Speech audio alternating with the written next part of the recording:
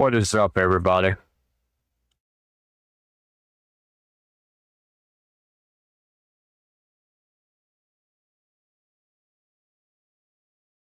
What is up, everybody? What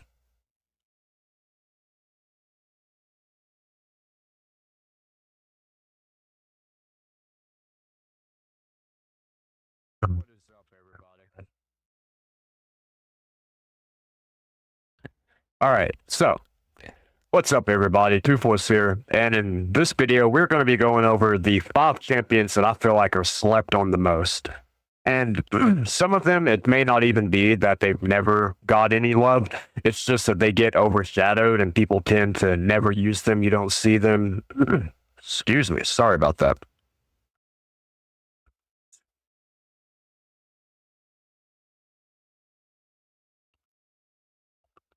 What's up, Apex? How you doing?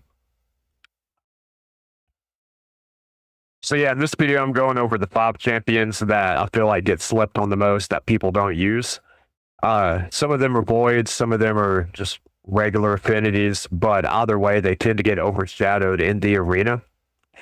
And for the first champion I'm going to be talking about, Tramaria. I feel like no one ever talks about her, and she received a buff a while back, like towards the end of last year. And her A1 attacks all enemies, has a 70% chance when booked of placing a 30% decreased speed debuff for 2 turns. Also has a 30% chance of placing a fear debuff for 1 turn on enemies with less than half turn meter.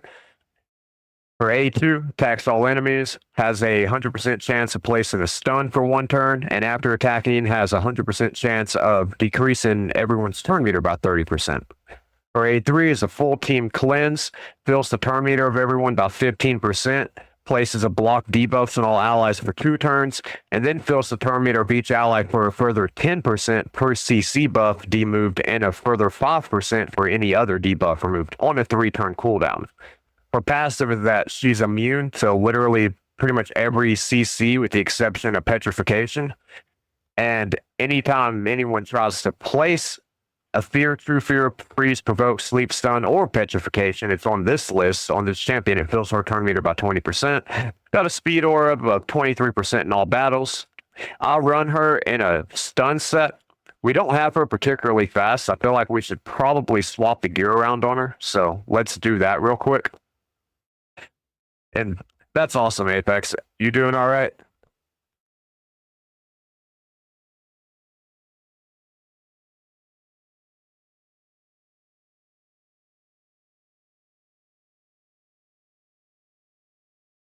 We need to run her in the stun set, though, because with her double AoEs mixed with her fears and stuns, she is probably in the top 5 control champions in the game, in my opinion.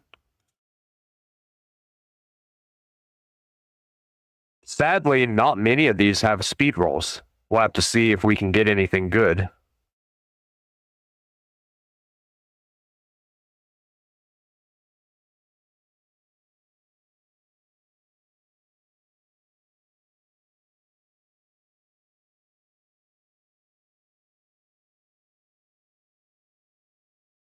As far as stun sets go, it doesn't look like we're going to be getting much better. What about on a retaliation set?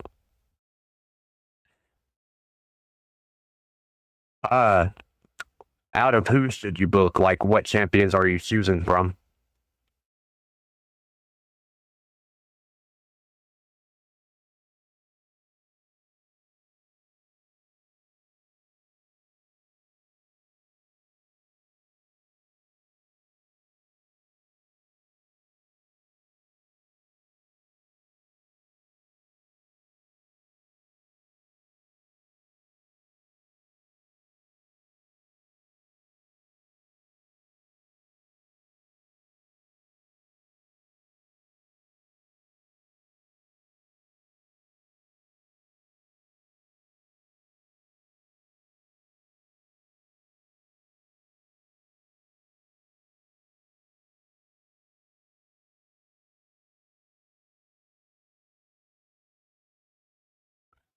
Well,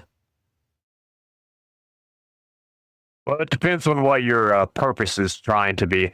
If you're trying to go for poison explosions, probably Maki, or sorry, not Maki, but Ezio. I don't really think Zeno needs any books. He's pretty good as is. Maki books help him. Ezio books really help him though. So out of the three, I would probably lean towards Ezio. But Maki with his taunt and stuff, you could also make a case for.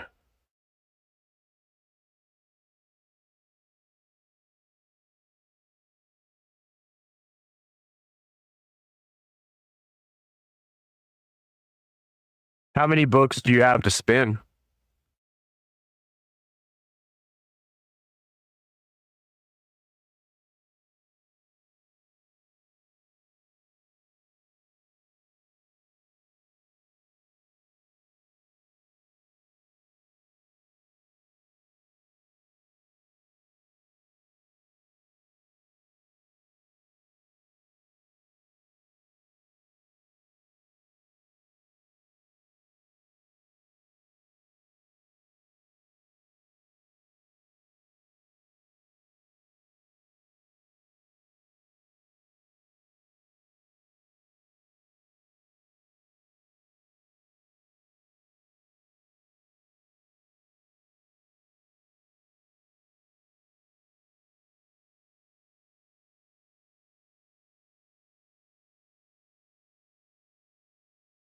That sounds like a pretty good banner then.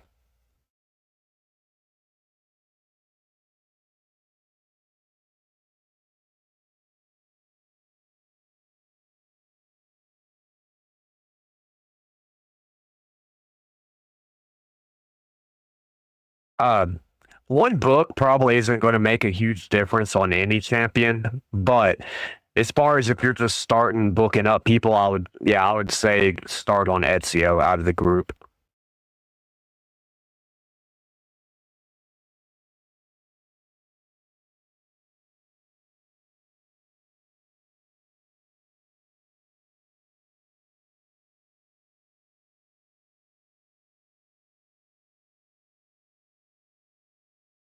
What's the speed and accuracy on them?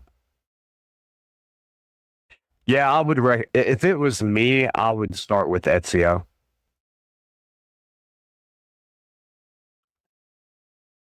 The more poison, where Xenomorph puts out 3 poisons on the A1, and you don't need books to affect the poisons, but Ezio does need books to affect his poisons, and his A3 hidden gun hits relatively hard. So that would be probably who I would lean into.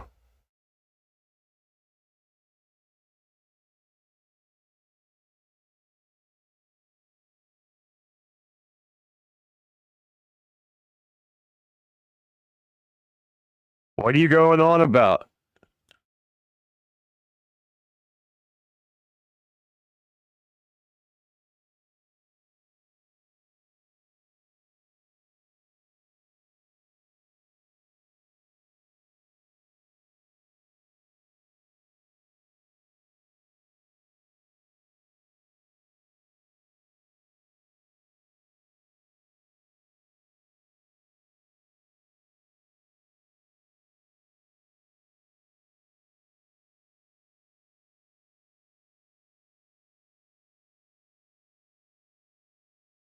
Yeah, it's fine. Maki isn't a bad person to put books into. Did it go into his A2 or A3?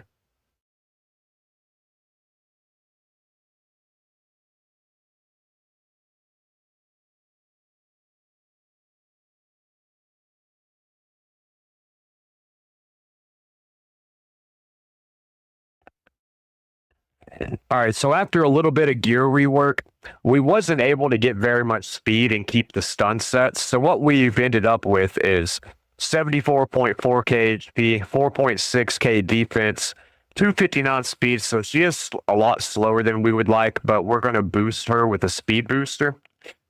We've got 402 on the accuracy, and our bias brings an increased accuracy, so it should be okay. So we're going to run our bias to booster. If that's not fast enough, we can always run Lazaria. She is faster, but our bias brings the increased accuracy. And then you just basically need to bring more, at least one nuker.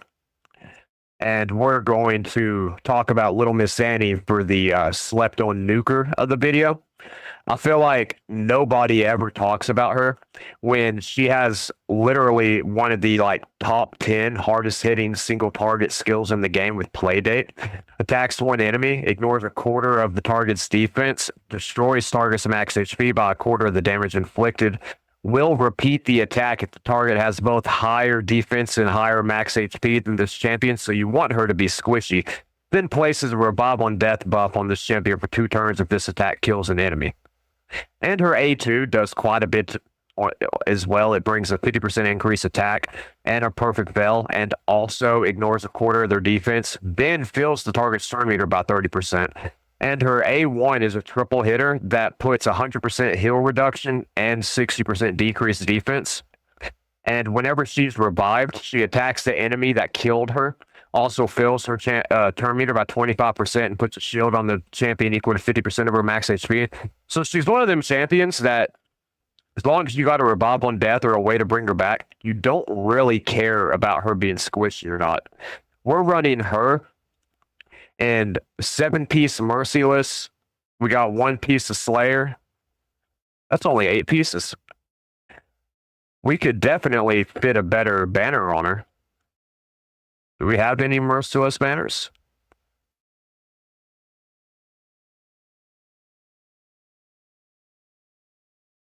Just accuracy and resistance. Although the resistance would give her some attack, so yeah, let's put this resistance banner on her. It'll help keep her from getting stunned out as well, because she is pretty slow.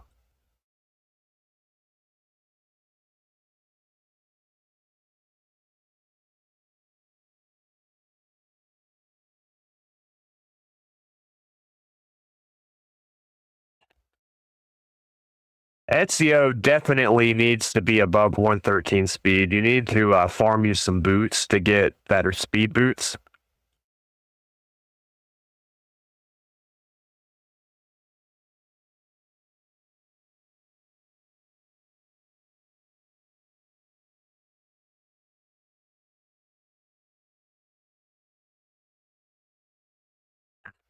I wonder if we can find a Merciless ring on anybody.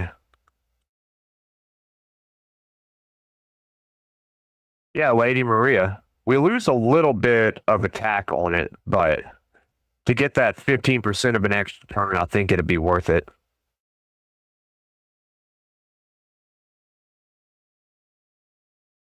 So we're going to run her in 9-piece Merciless. And for her stats, we've got 58k on the HP, which, like I said, you want her to be squishy. 6.2k on the attack, 2.4k on the defense, 187, so she's super slow, but she does have 280 crit damage and 333 on the resistance. As far as the relic, we're just doing golden elixir just to try to keep her from getting one-shotted. It'd give her 10% health whenever she drops below 50% HP, which will be pretty much anytime she's hit. And the standard masteries, we went down the skill tree into... actually, we need to swap that over into Helm Smasher. I'm not sure why we have War Master. Unless it's because her A1 is a triple hitter. But I think, yeah, we're going to reset that and go into War Master.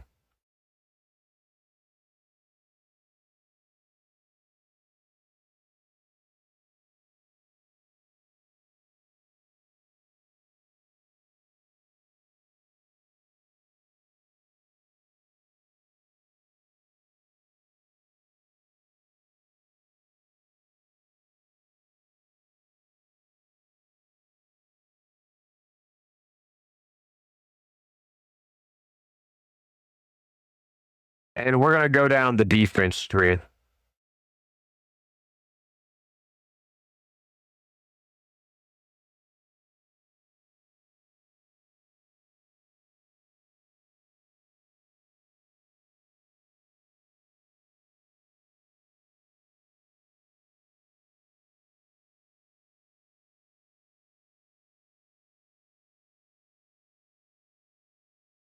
I always feel like Little Miss Annie puts out fear, but she doesn't.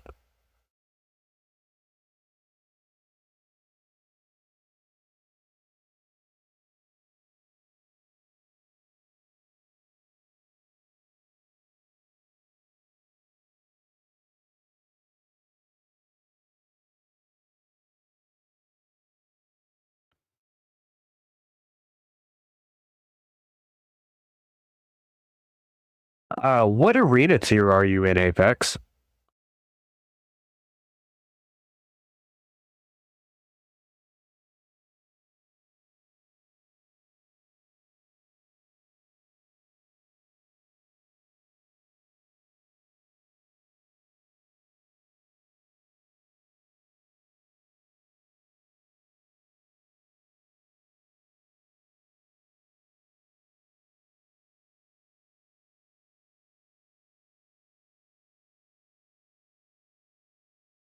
You don't know?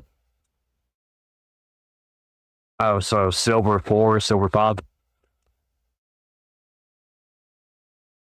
All right, so somehow we lost like 50 attack points doing that, but it's probably because we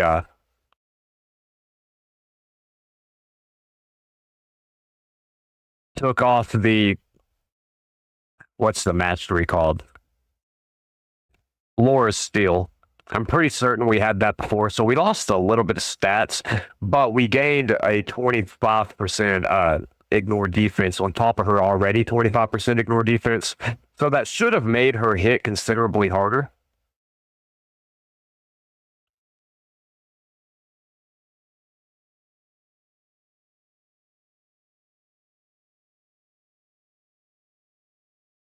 And as far as a direct reviver,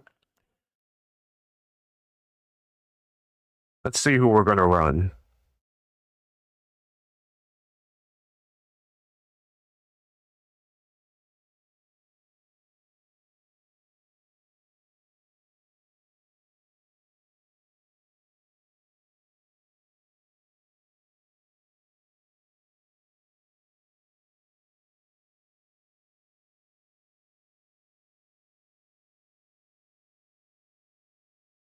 Maybe Senna?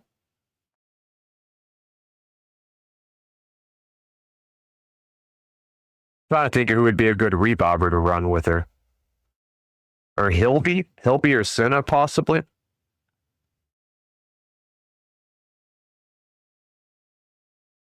Or how much speed does Lydia have? She's not a reviver, but she brings a lot of good buffs. 283, so she would get to put out her buffs before Little Miss Annie takes her turn. I don't know if this team is going to work. We may have to swap her out for.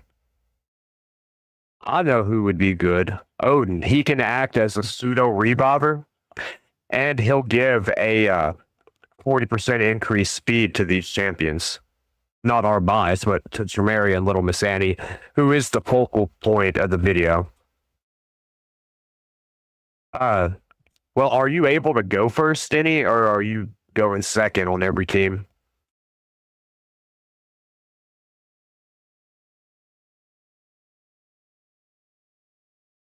All right, so Tremaria's going to open up with her A2, the AoE stun, which Odin has the ignore or block debuffs on, so it can't really do anything to that.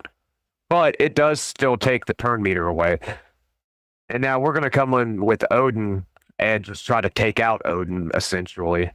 Now, Little Miss Annie is going to attack Arbiter, so she can't revive anyone. And 135k, which is not bad at all. And our bias, it doesn't really matter what she does at this point. Now, Tramaria is just going to use her A1, and as you see, they both got decreased speed and lost some of their turn meter. We're going to go ahead and Berserk Lady Mikage, or, well, the Berserk didn't land, but now let's see Little Miss Annie's A2. Well, it procced Unkillable, So that wasn't a very good description, I guess. Let's use Tremeria to boost everyone's turn meter up.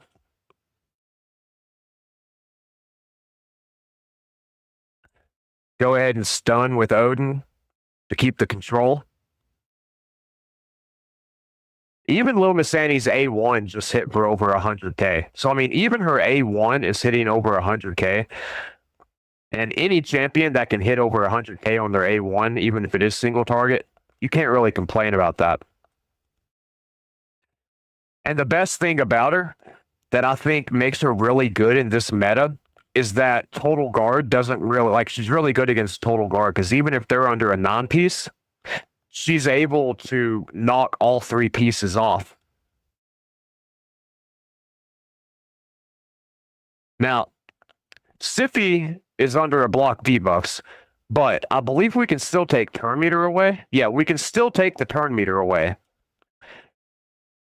Odin would probably one-shot her, but I want Little Miss Annie to do the damage, so we're going to stun. And let's see if Little Miss Annie's A1 to take out the Siphi. No, that didn't do as well as her A1 did last time. But that's only her A1. I don't want to kill her with Odin.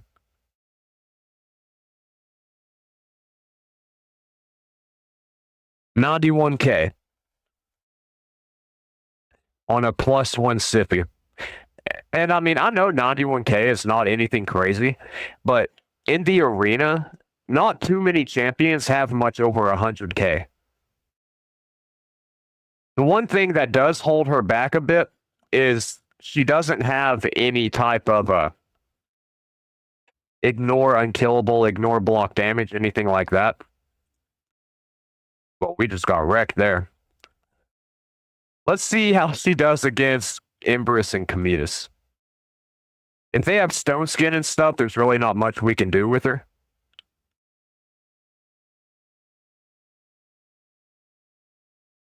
We might have to swap our bias out for Lysarius. Let's try swap. Ah, fuck, I didn't mean to do that. I'll cut that out of the video.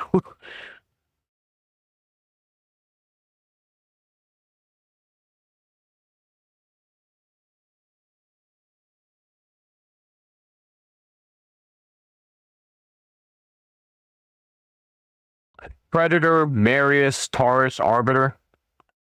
I don't think there's much of any way we can win this one with this team. That's just a very meta setup. Yeah, there's not. Somehow Tremarius survived that, though.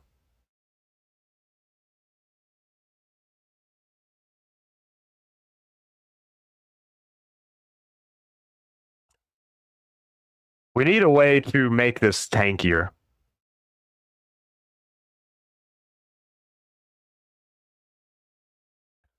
I suppose we could bring in Hilby and try to use her block damage.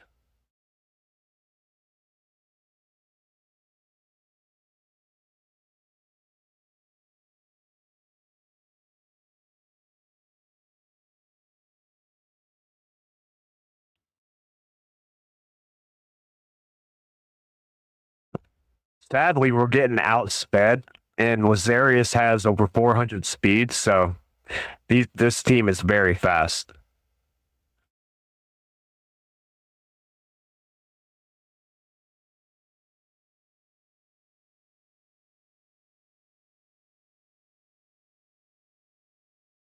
Let's refresh the page.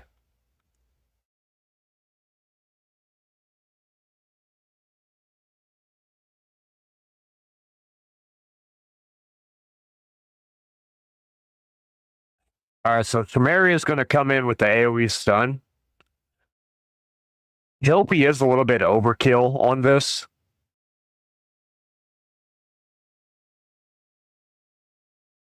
Let's see what we're going to do against Syl.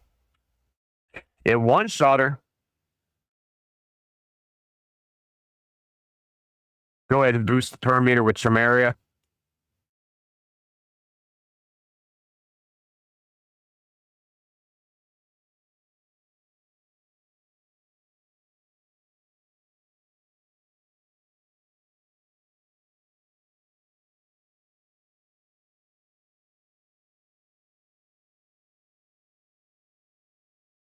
Which I will say, the next team we're going to run is a lot more interesting. But I'm trying to find a good team to really like show off Shamaria's control. Which is kind of hard to do when you're running Lazarius because Lazarius is so good.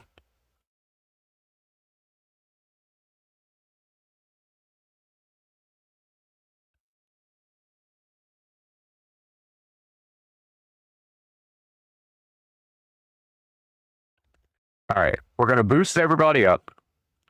Shamaria is going to stun everybody.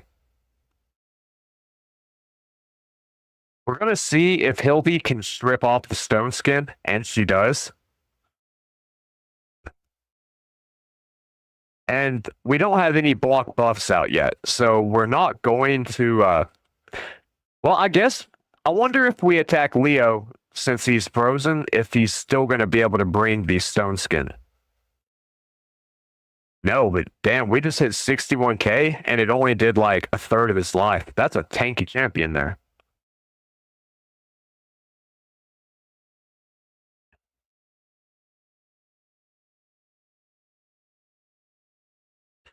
We need to try to get Raphael down, I guess, since he doesn't have any CCs on him. Or Donatella.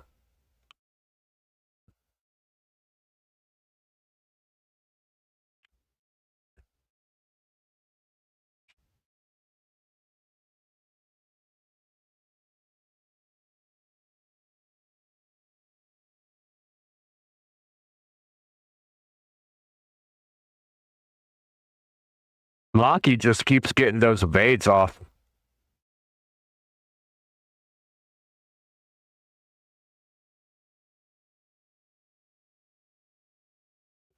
Let's see how they do against this Marius and Empress.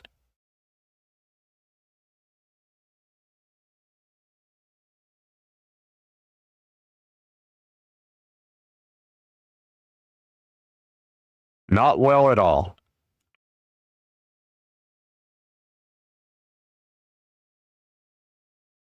All right, so maybe not a meta team, I'll say that, but let's run her in the standard dragon test that everybody always runs.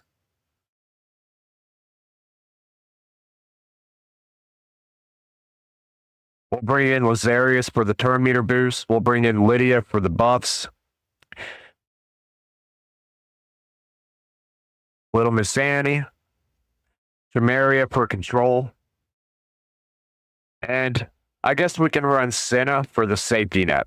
So there's literally only one source of damage on this team, and that's Little Miss Annie.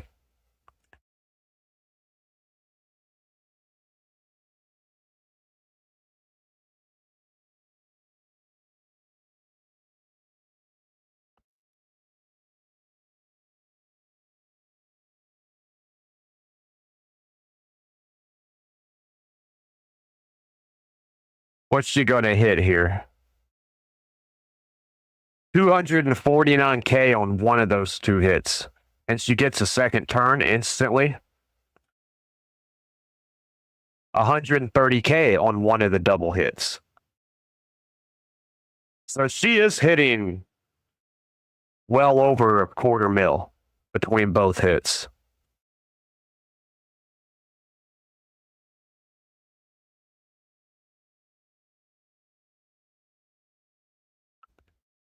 And Shamaria is keeping them stunned and feared. So it's like even if they're not stunned, they still have a 50-50 chance of losing their turn due to the fear.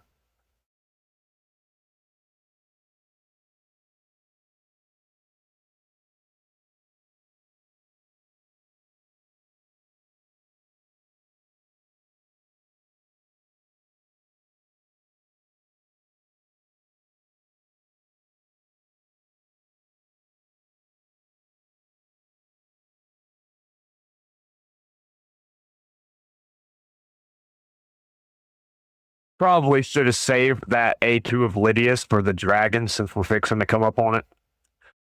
But I mean, we'll still be okay. There's no way we're losing this fight. One of the two hits, 257. So that would have been over half a mil on both hits if they had enough HP.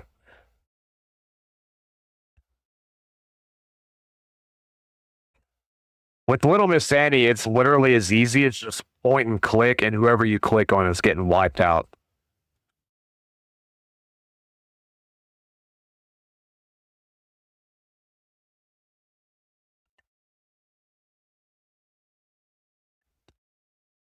All right, let's see what she does to the dragon. The debuffs landed. All she has is an increased attack. We could have ran like a Mikage or somebody on the team to give her crit damage, or a Gizmak.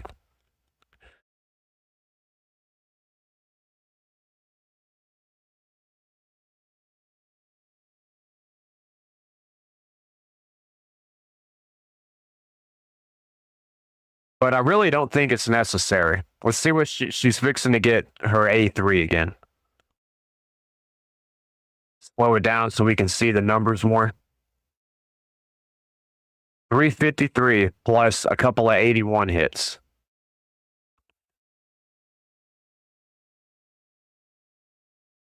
$353K is not bad.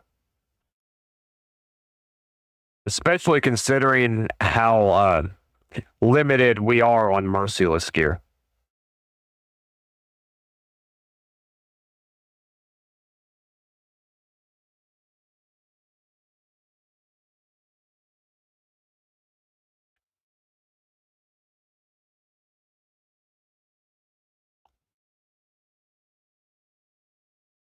But I have something that is way better than this coming up next.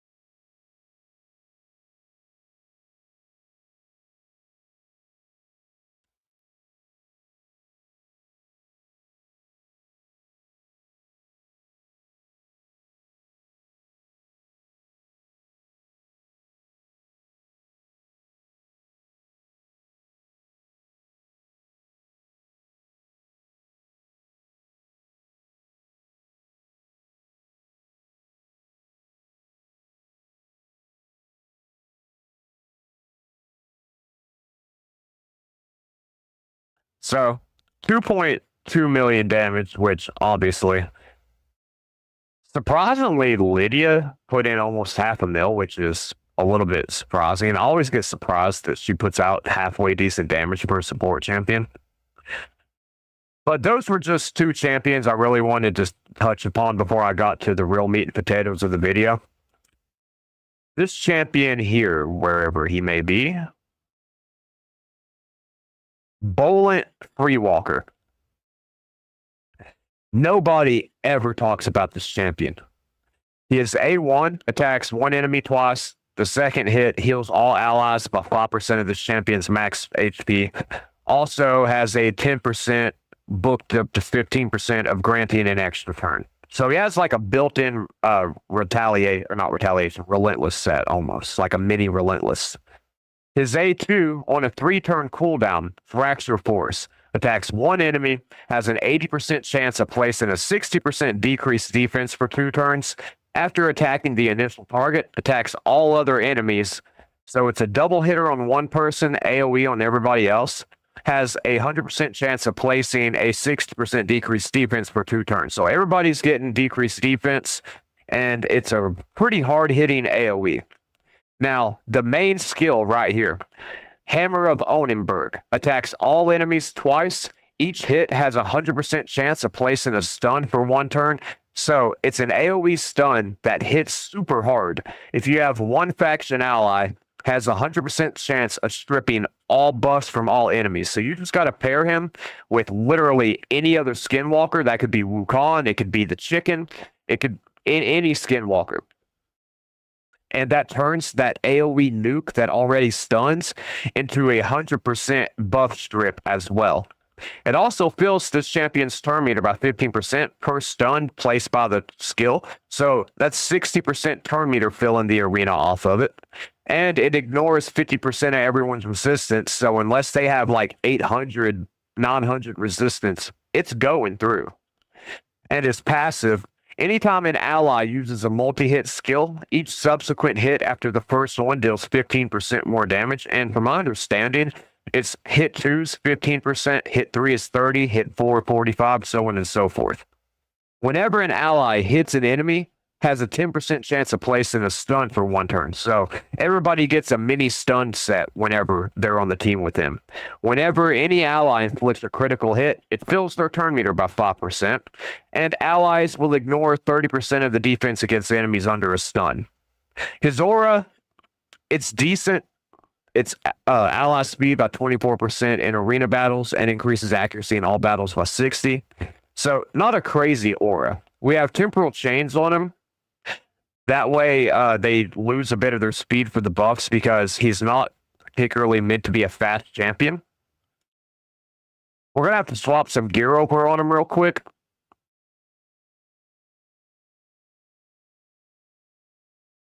I think we're going to take our Marius gear and throw it over on him.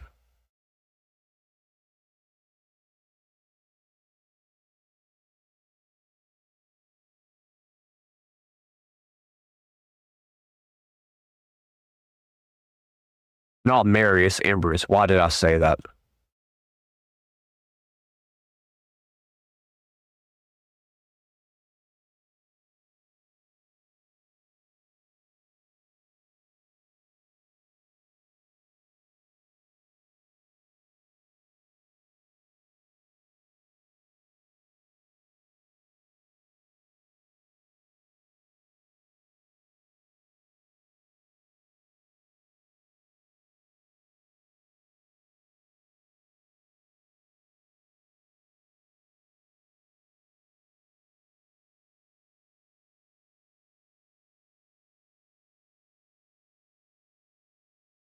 HP percentage with the triple roll into HP flat stat?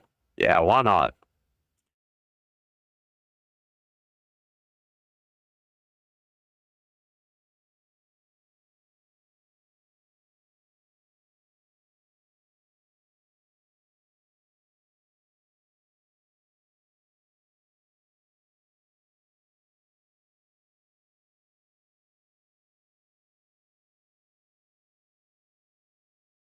Now we need a good gauntlet. He's already at, what's the crit rate? 68%. So if we could get a crit damage glove that has crit rate on it, that would push us up to about 80%. And I think we could live with that.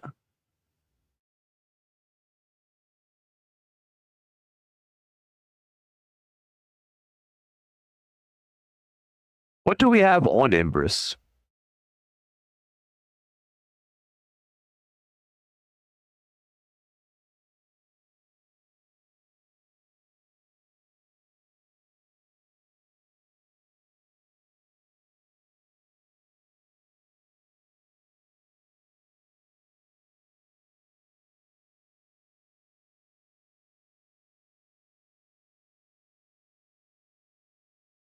Man, that is not a very good crit rate.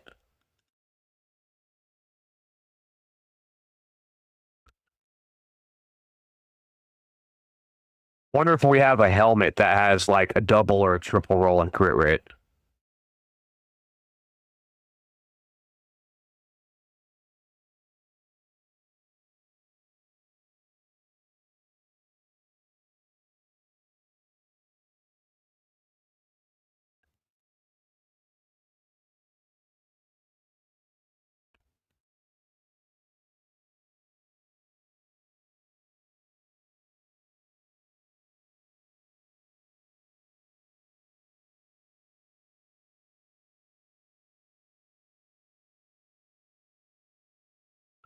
Yeah, here we go.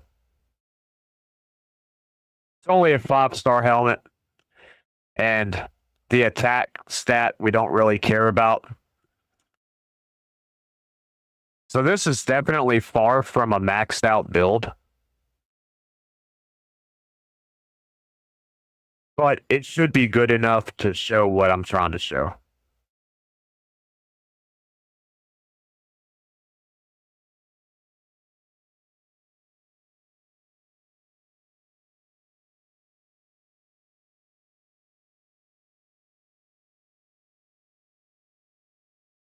And these glyphs are not being nice.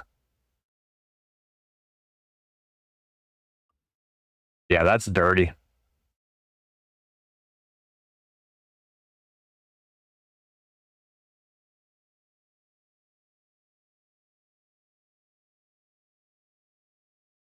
What do we have equipped amulet-wise? I feel like we could do better than this.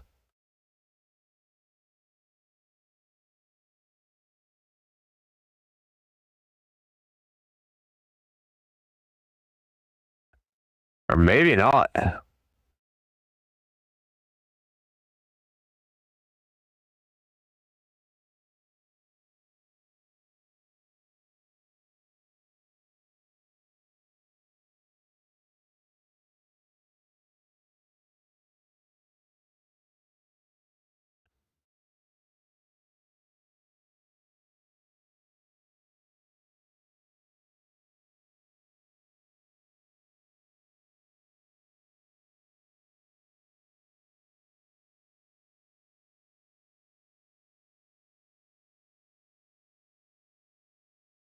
No relic. How'd we manage that? Let's do our wand of submission. We've got 3 of these that we're not even using for some reason.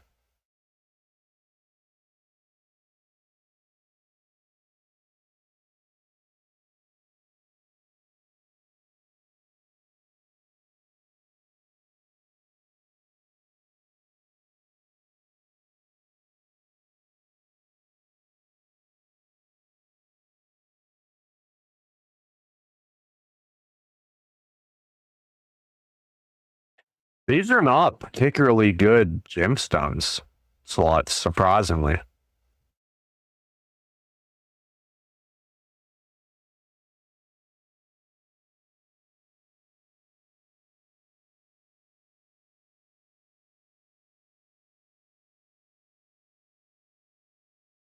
What do we got here? Wearer gains additional 30 accuracy when attempting to place any CC. Yeah, that'd be a good one.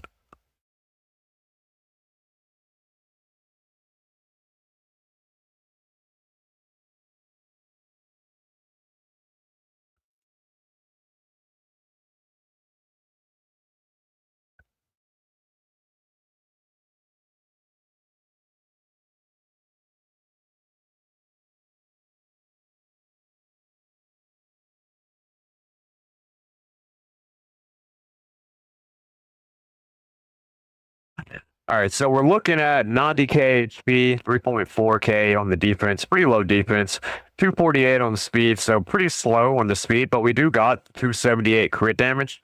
And keep in mind, he's ignoring half of everybody's defense whenever he attacks. And let's see who all we're going to pair him up with.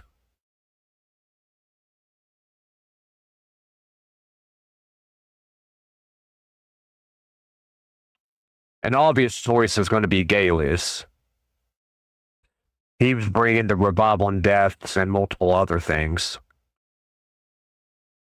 I'd say probably Mighty Uko for the revive and whatnot. I'm debating on if we want to bring in Razzlebarg or Longbeard. Or even Wukong for that matter.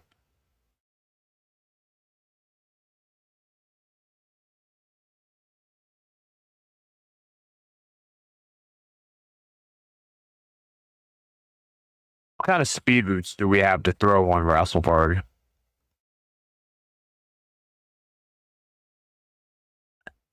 I mean, that pushes him up to 339 on the speed, which is not bad.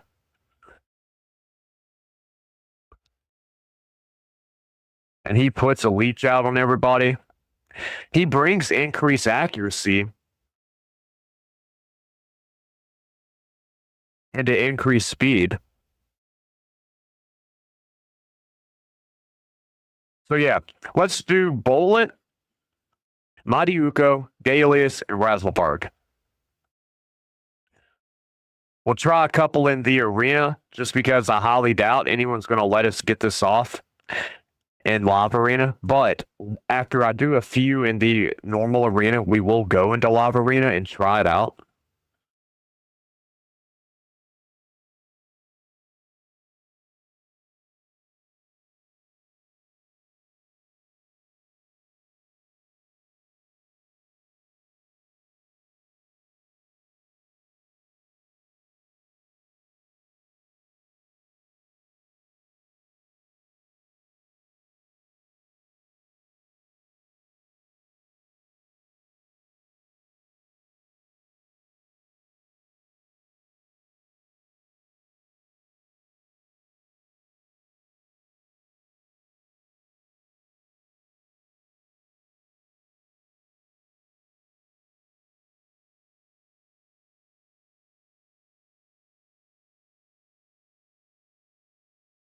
Get that Thor out of here.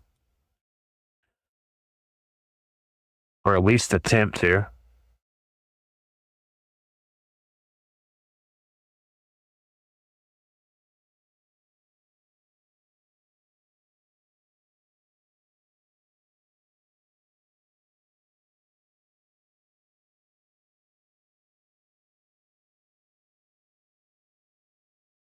I feel like we could have probably done better in this fight if we would have targeted different champions.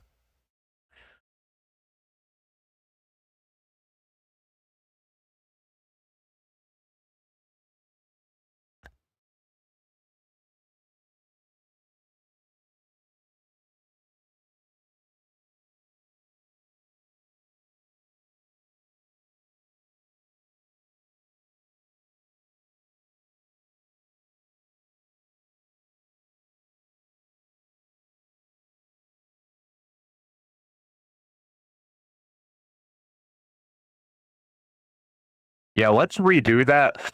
Instead of targeting Thor from the gate, we're going to go for Fabian and Arbiter. I feel like that's probably where we messed up on this fight.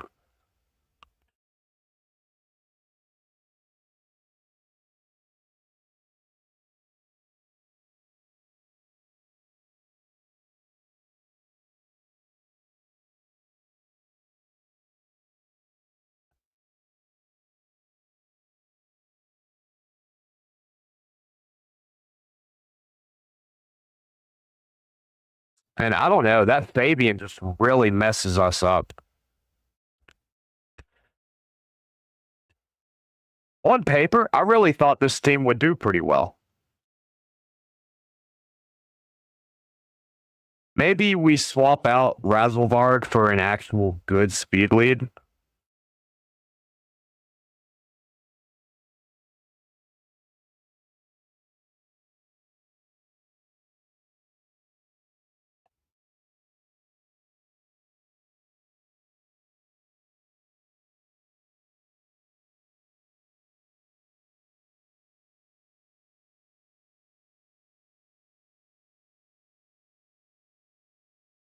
It is annoying all these teams having Fabian in them.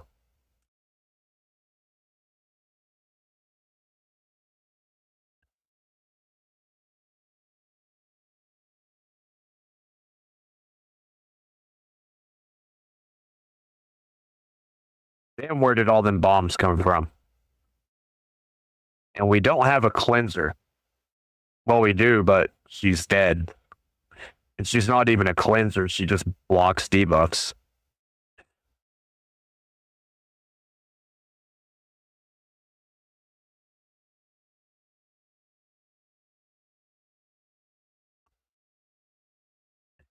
Man, this is not going as well as I thought it would, guys.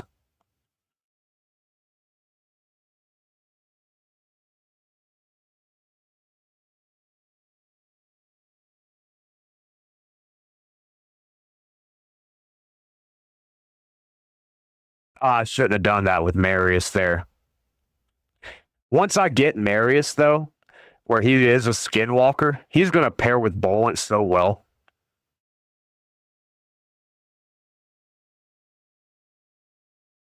I've never really ran Bolin outside of Faction Wars Hard, but he does so good in Hard Faction Wars that I thought he might do good in the arena because he hits like a quarter mil ahead on the A3 in Faction Wars, and he's just not really holding up in the arena. I hate to say it.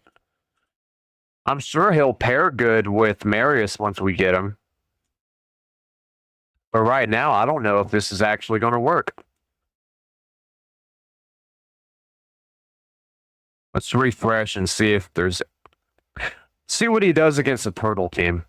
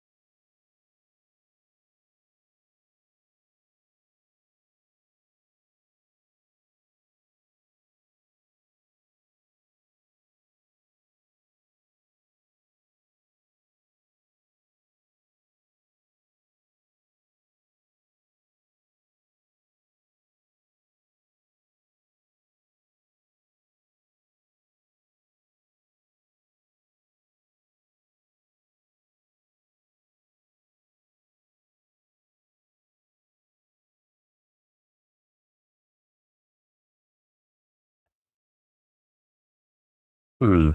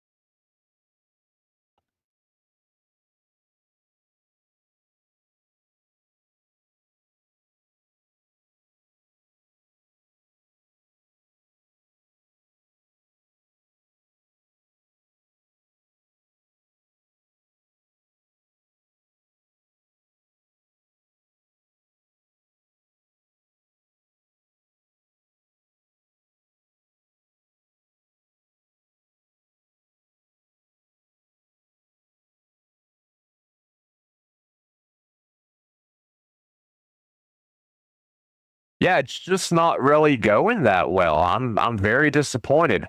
I genuinely thought that how well he was in Hydra, that he would be good in the arena, but he's just not. All right, let's go into Lava Arena while we still have time.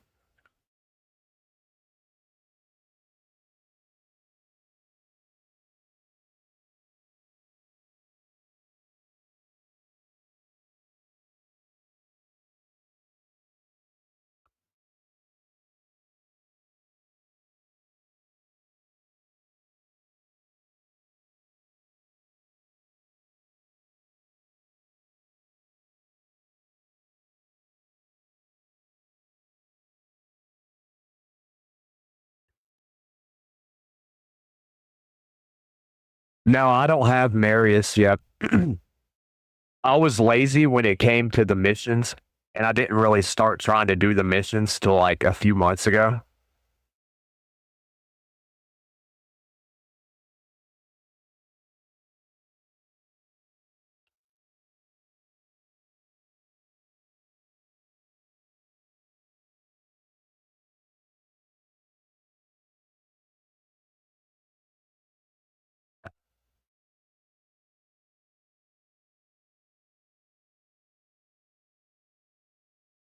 Dude, there is so much support on this team we're going up against.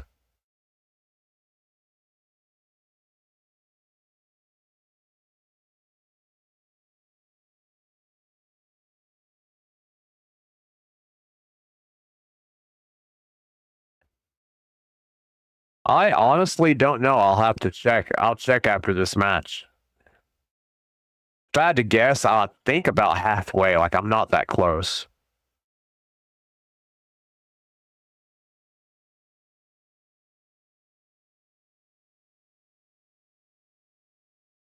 It's definitely a champion I need to get, though. If I had him, I'd be spamming him in every part of the game.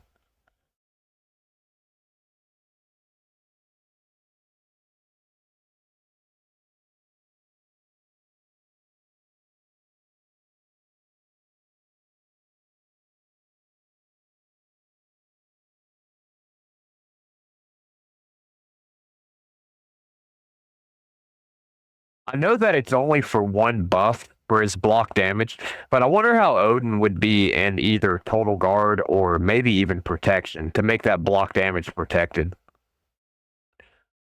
If it was a good damage stat set.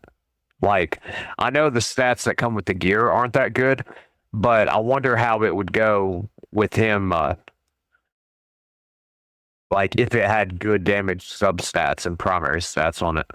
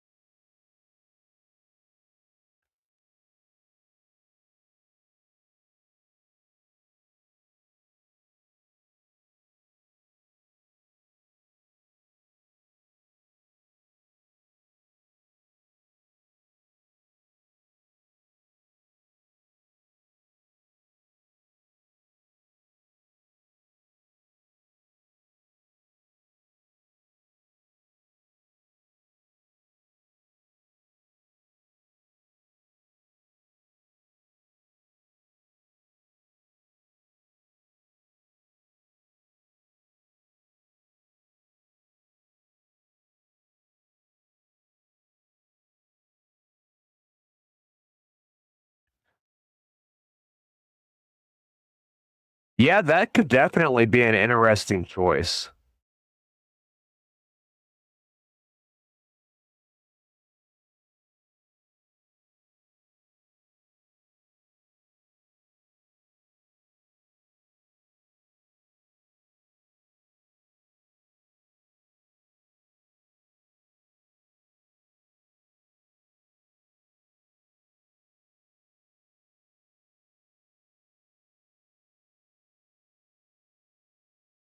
I need to actually put my Odin in good gear.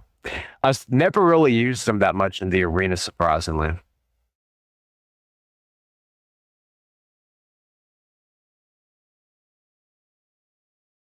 This is probably like the fifth time I've ever ran him in the arena. I run him a lot in Curses City, do pretty much any PvE chance that I get, just because the block damage makes it a lot easier to survive the higher tier waves.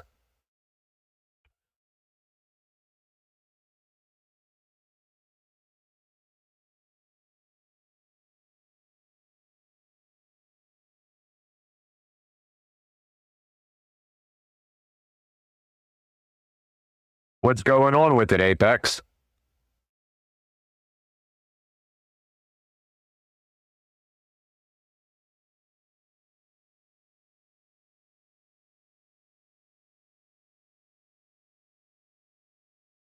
Yeah, I was gonna say, I see your chat.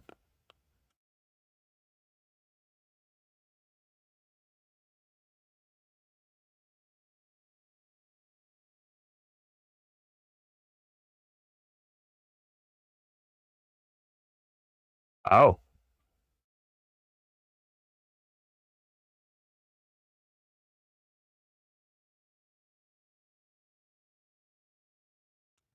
that actually worked out fairly well.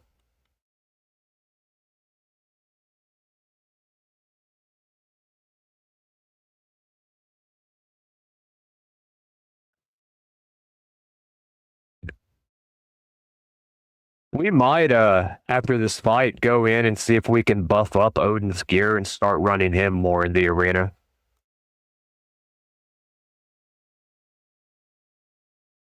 Do you know offhand which relic it is?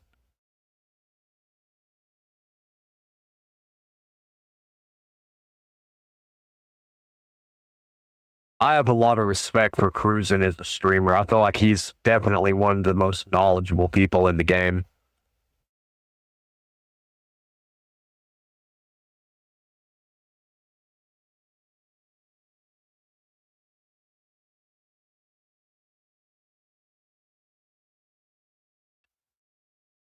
I don't think I have that one, sadly. But if Loki was in a protected, I just thought Loki does buff spread. It would make everything he spreads be protected, which would be pretty busted.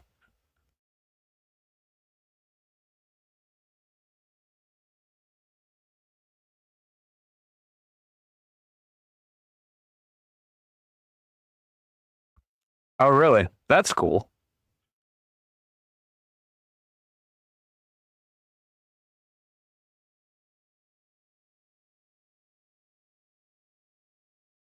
Well, I feel special, Apex. I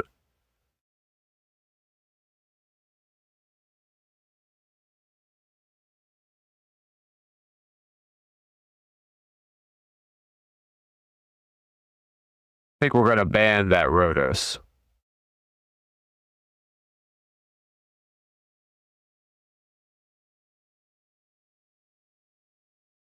But yeah, I didn't know Cruisin was from. I didn't know where he was from.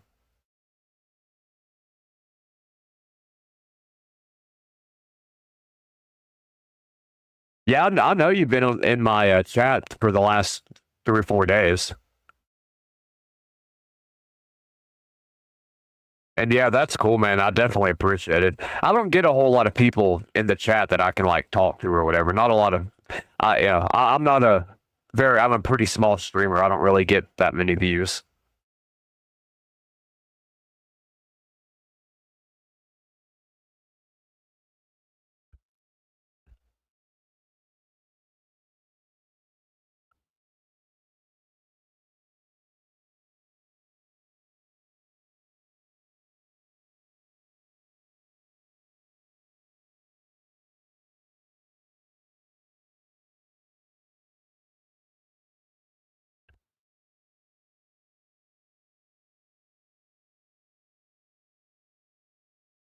That's cool.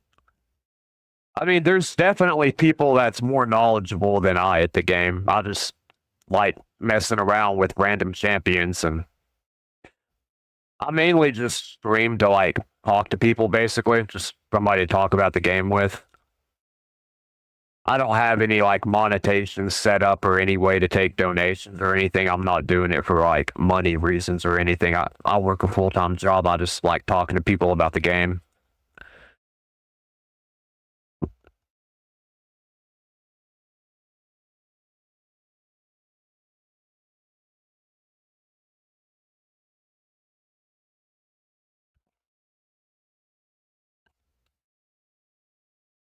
About last year, I had a lot of good luck out of Prism Shards, but so far this year, I haven't gotten anything good out of them.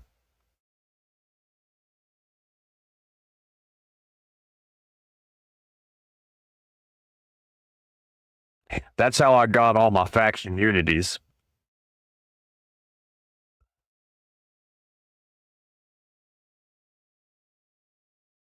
How many points is it required for the Prism Shard?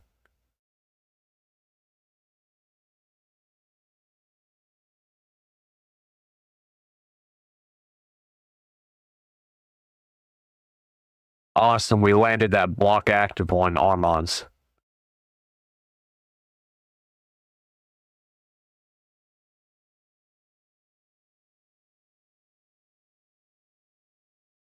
Damn.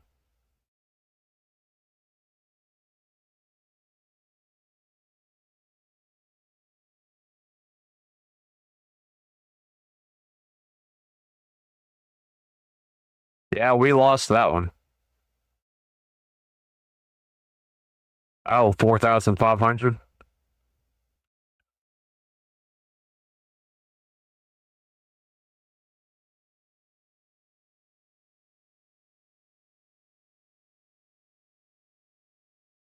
I always just set it on auto and run 20 stage 10 hard mode.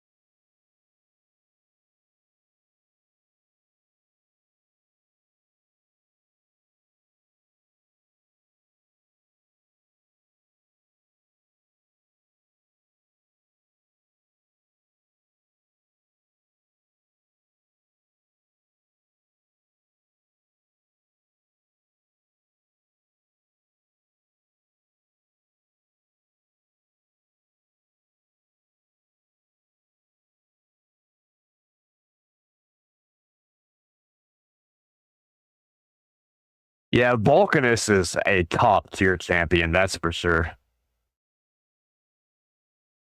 I'll run him with my Cometus in the arena here and there.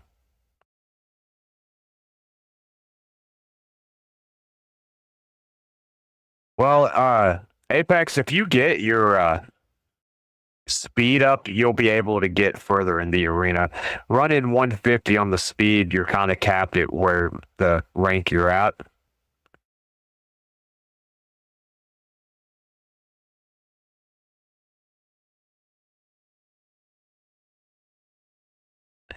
Well, Lazarius, Arbias, Hilvy, and Gizmek.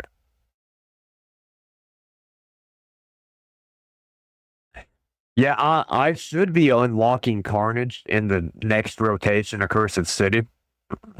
I'm very excited to get him. Then I just need a Duchess.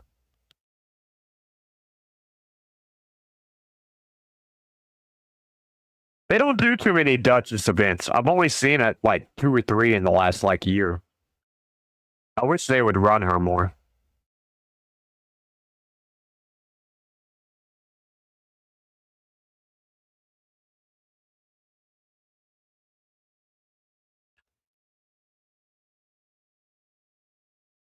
We've got Nias.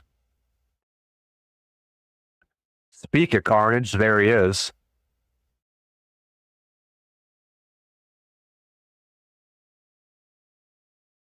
Yeah, I feel like Vulcanus, Carnage, Cometus, and Duchess would be such a crazy team.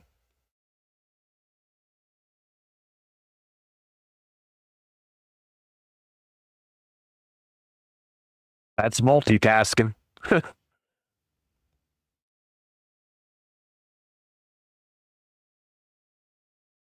Let's see, where's Hilby at? There we are.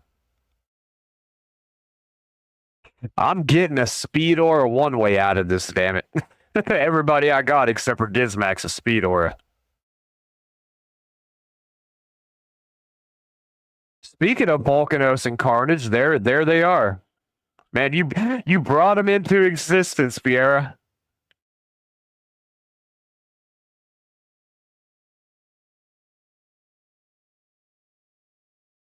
If we don't ban Ashnar, we're gonna have issues here. I hate picking Ashnar, but where we have Gizmac on the team, if we didn't ban Ashnar, we're giving them a crap ton of heals. This was just a poor lineup against the team that I picked.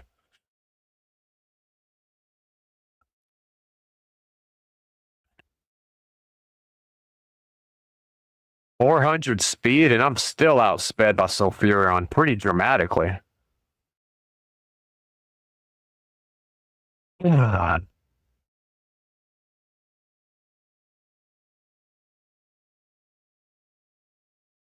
I should not have used those buffs against a Volcanos. I totally misplayed this. Yeah, man, you talked him into existence.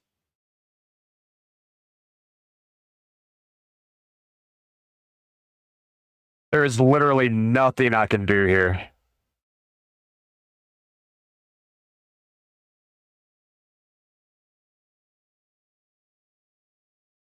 All right, redo. Yeah, that was bad.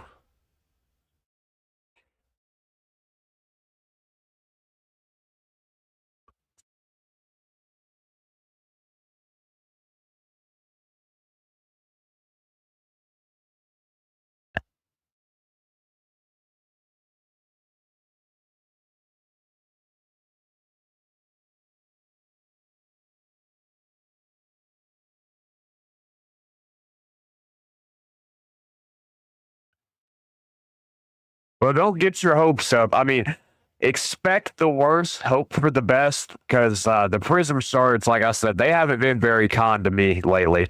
It seems like I've gotten, well, not seems, I've only got epics out of it for like the last 6 Prism Shard events, or 6 months worth of Prism Shards. And I've done the events to get the free one every time. Kind of like with the remnant shards. I see people getting their remnant shards and I've or getting mythicals out of the remnants. I have yet to get a mythical out of a remnant, and I've pulled probably 15 of them.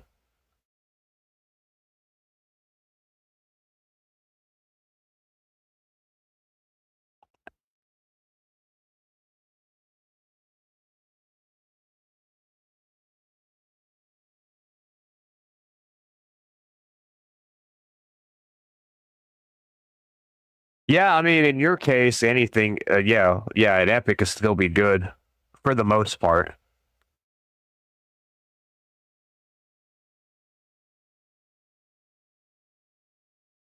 Yeah, and they're cheaper than sacred shards, so that's definitely something.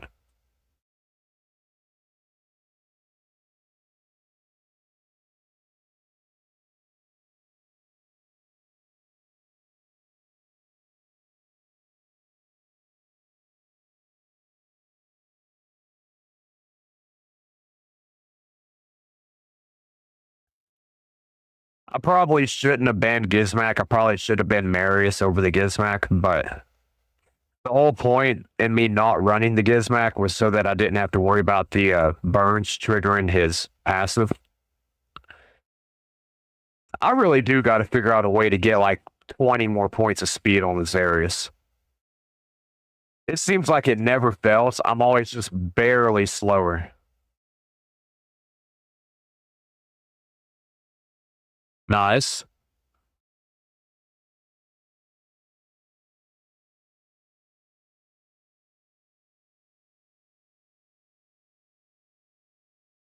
She gonna strip my buffs or stun me? Somehow, I guess because I'm strong affinity to her with Geralt. I'm surprised that I resisted that with Geralt.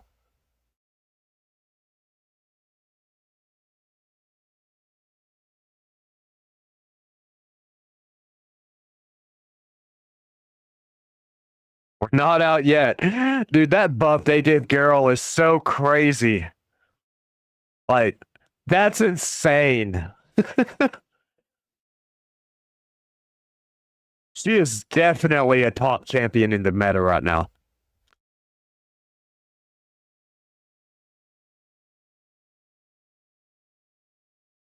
Like, once she gets a turn, it's pretty much over with when you run her. I've been saying that for like a week and a half now, ever since they buffed her, but it's true, man.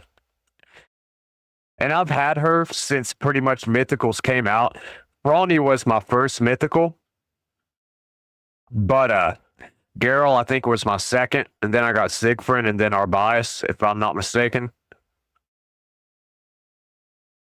And I never hated on her. I've always used her in Hydra, but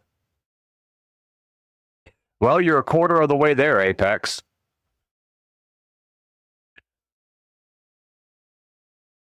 Have you done your dailies and done all your advanced quests? That'd get you a few energy refills.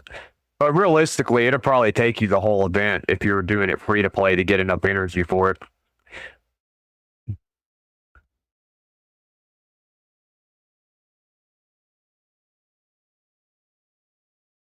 Also, if you have enough tag arena tokens to buy that 300 energy, if I'm not mistaken, the clan shop reset today. You can probably get some energy out of there.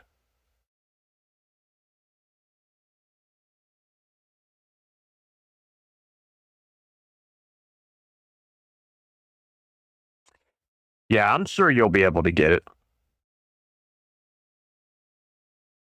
And yeah, Fiera, dude, I can't believe Geralt just pulled that off. That was crazy.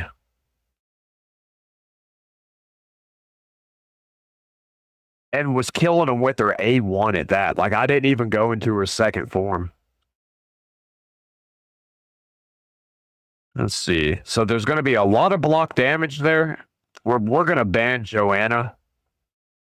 I don't know. She's not ascended any.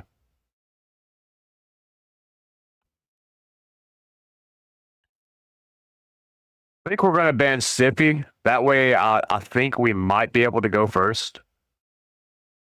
I don't know. They may have Joanna, or sorry, Theodosia as their lead, speed lead. I'm not sure.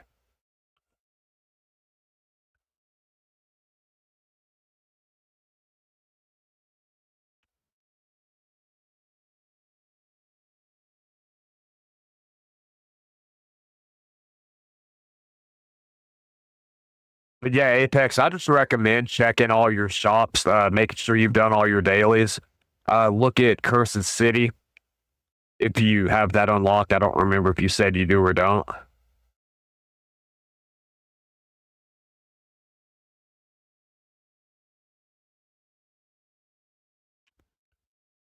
I'm sure you'll be able to get it done, though. It just may not be tonight.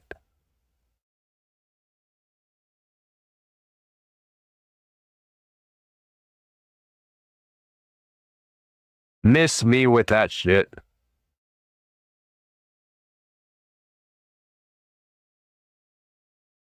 Get rid of the stone skin, put a decreased speed out.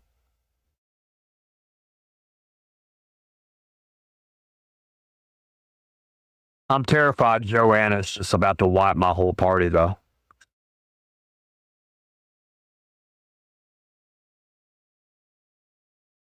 Here it goes.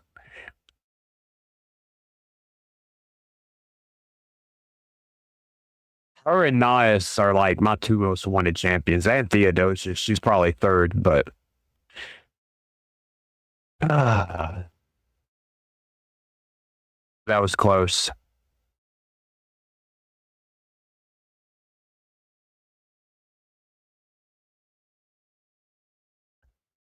We need to get Garrow into her second form, or at least get her A2 off. That didn't work.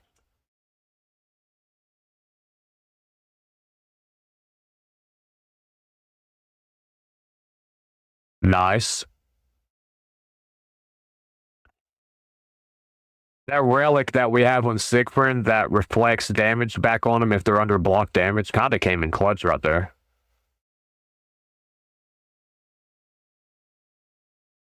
Okay, I think we're all right. Well, I don't remember if Joanna hits through unkillable or not. I know she ignores block damage, but I don't remember if she ignores unkillable. We can reset their cooldowns, though.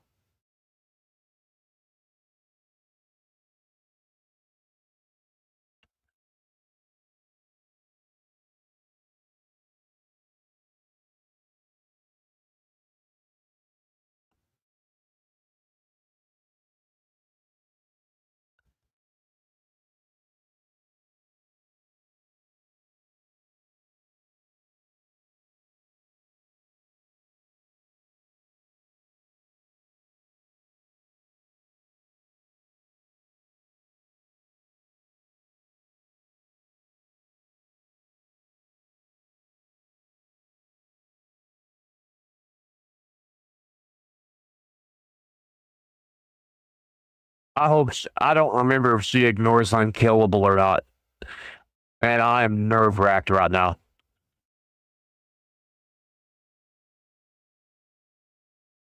What's she doing? I don't know her kit well enough to know what she's doing. I just know I don't like it. It's scaring me.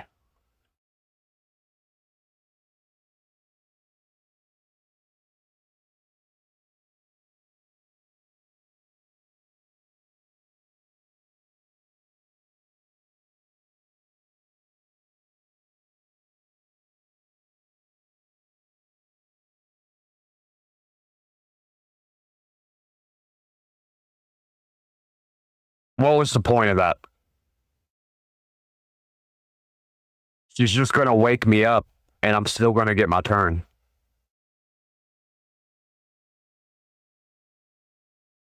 Like, what was the point of that?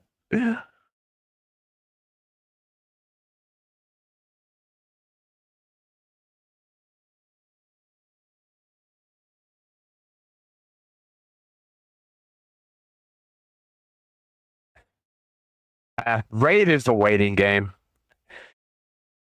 It's one of those games where it's just slow progress over time in little steps. Very rarely is there like a big progressive move at once.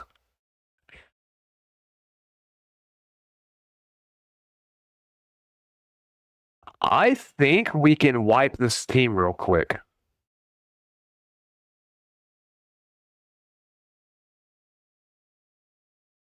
Yep, we got it. I was not confident in that in the slightest.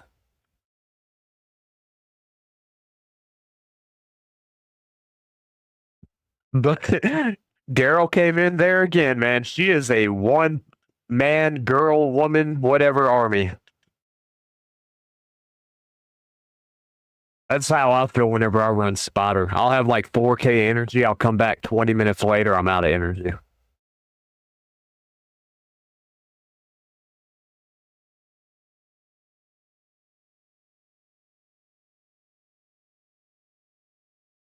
Oh man, they took my Lazarius pick.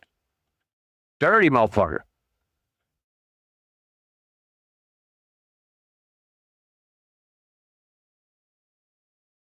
Well, we know they're a speed team.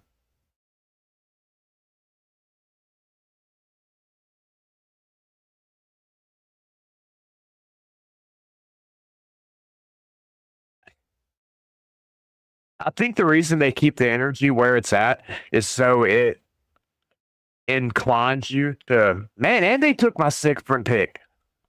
Dude, this guy's just taking my whole team away.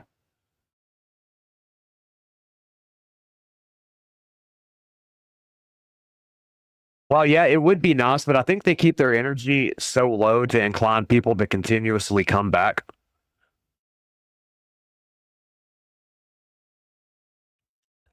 Because it where it respawns like one energy every couple of minutes.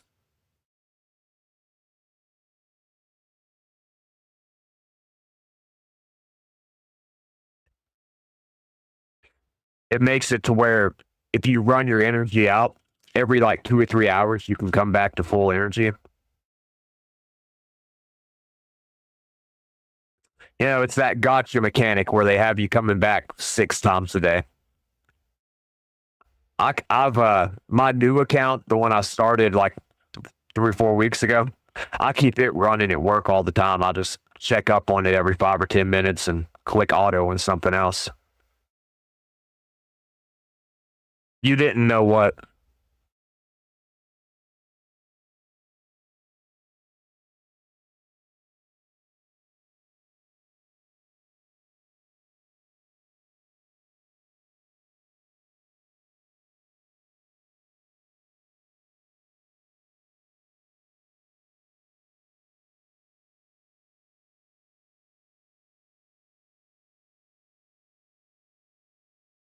You know they did not expect to get wiped that quickly.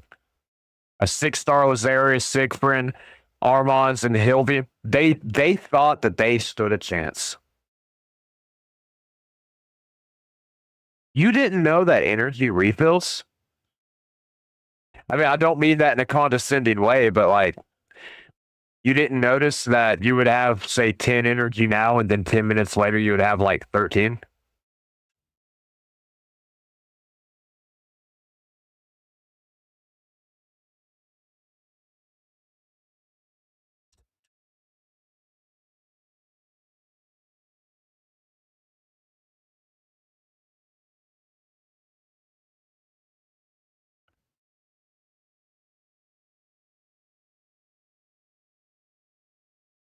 I just noticed something. I never pick Girl as like my first 2 or 3 champions, and I never see anybody pick her. And where she's one of the first mythicals, you know people have her. So it's like, do people just not realize how good she is? I hate to keep talking about her, but like I'm just so impressed with her since the buff. It's my most exciting moment in Raid in a very long time.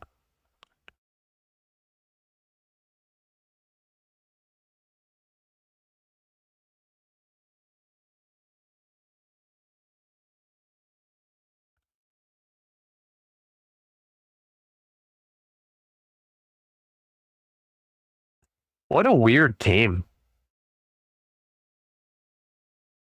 I mean, I guess if Suzanne gives the turn to Senna and she gets her continuous heals off, that could, you know, potentially do something. But I don't know what their strategy is. It feels like they just took their 5 top rated champions and threw them together without like thought process.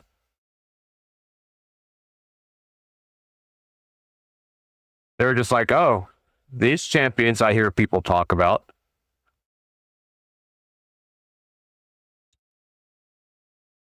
I've been holding this cigarette for like 10 minutes now, meaning to light it.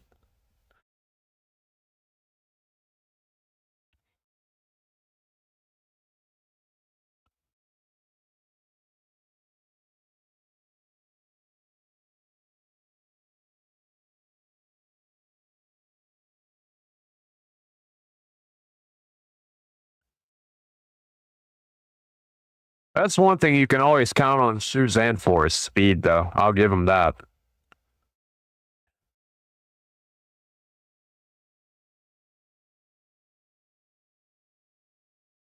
What you doing, Embers? Not a whole lot, that's for sure. Let's nuke him.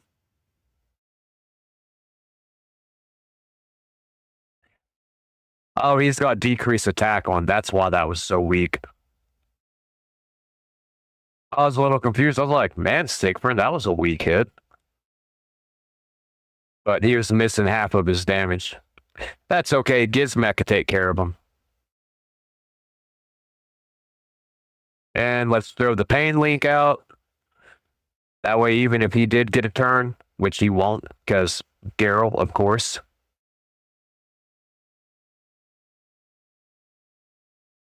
Man, I did that for Galeus. I pulled 2 or 3 6-star souls for Galeus last year before I had him.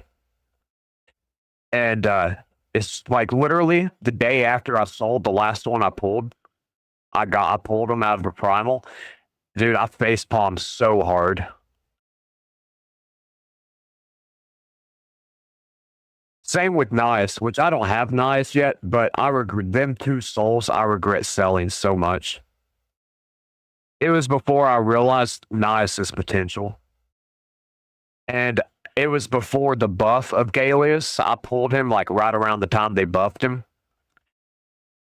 I feel like when they buff champions, they secretly put in like an increased drop rate on it. And I also think, even though they don't announce it, they have increased chances for every event. Because I've noticed in the Discord, if I pull a legendary, multiple other people in the clan or in my Discord pull the same legendary. So like I do think that there's like some secret percentages behind that they just don't really talk about. I don't think I've ever got a Fjorad soul.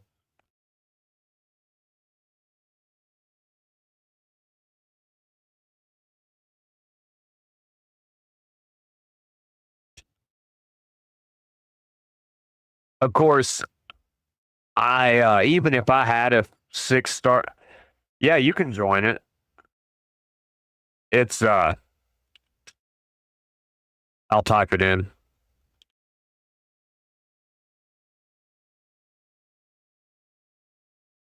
Even if I had a 6-star Fjorad, I don't know that I would ever actually use them.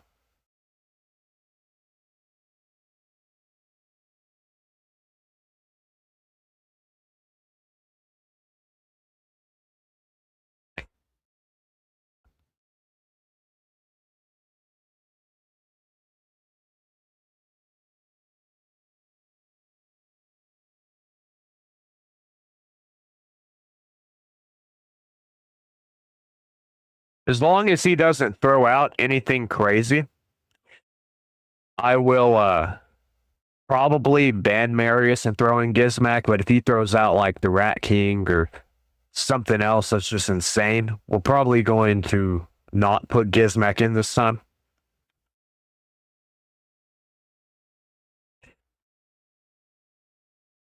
And you asked about the Discord. That's my Discord. Ooh, he put out a Cometus. If he gets to go first, we're screwed.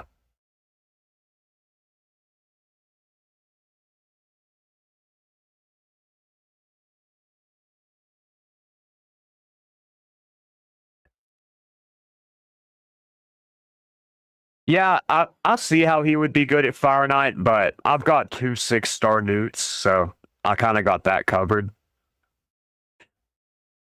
Two newts, Allure, and Creodin, and then Sigbrin to keep the team alive. It seems to do me pretty well.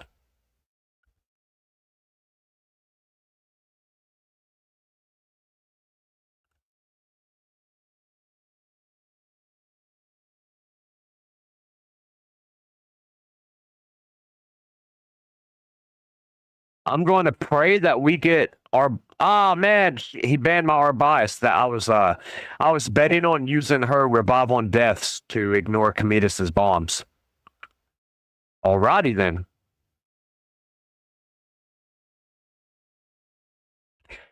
Uh, just try to add me as a friend, I guess. I guess it's my Discord name.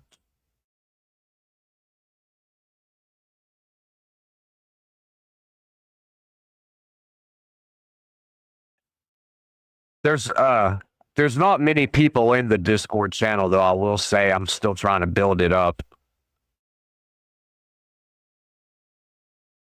Okay, can we put it on cooldown? It put everybody but Cometus on cooldown.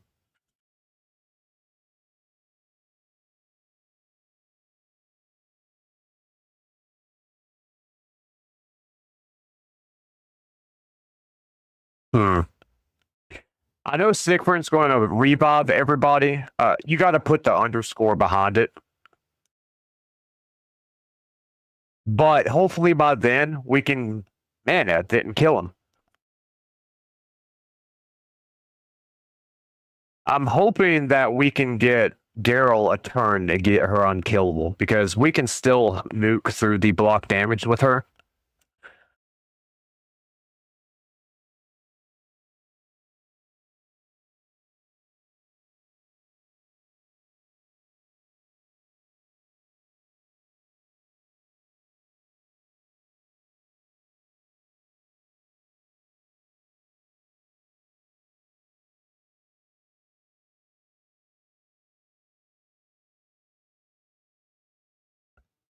Okay. I think we'll still be okay. Oh yeah, we'll definitely be okay. I can strip all that off.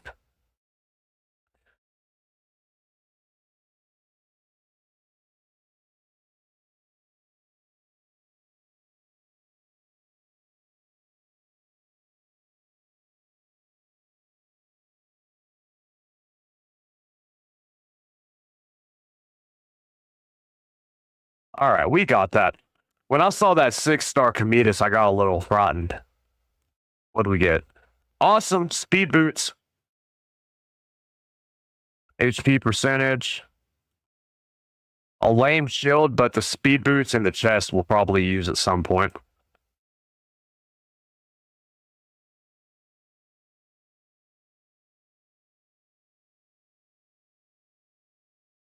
Hey Fiera, have you finished the Grim City on hard mode? Like, have you beat Leshen?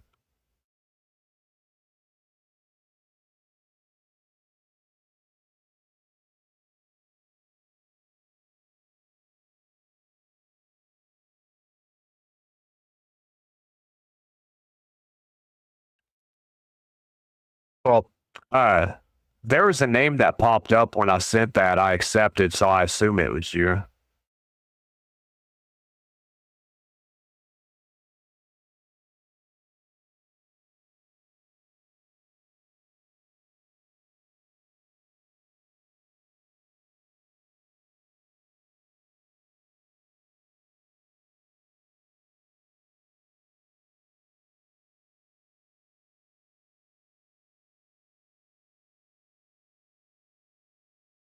Um, Savage is only a 4-piece set, so you could take 2 of those pieces off, and I would suggest either putting probably Perception Gear on him in its place.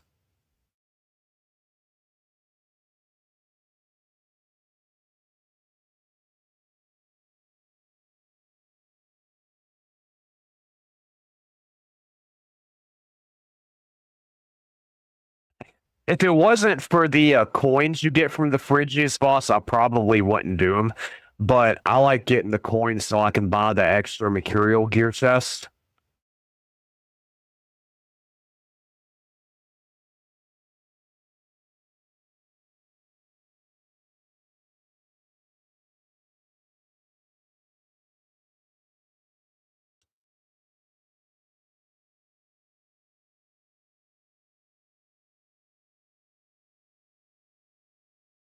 Are those accuracy boots speed primary stat by chance?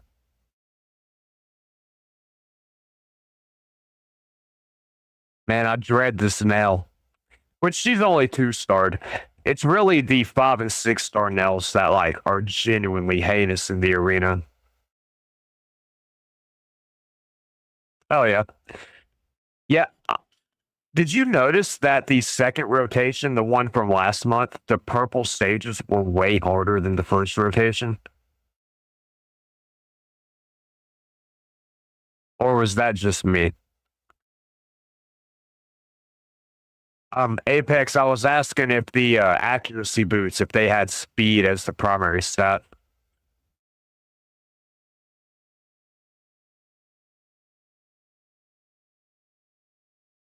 And Fiera, have you gotten any like full non-pieces of mercurial for anybody yet that you're using them?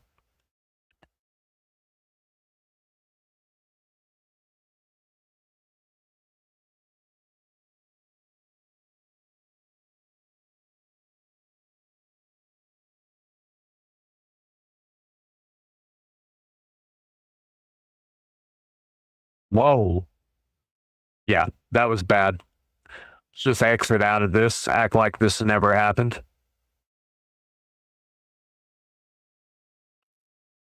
That fight does not exist.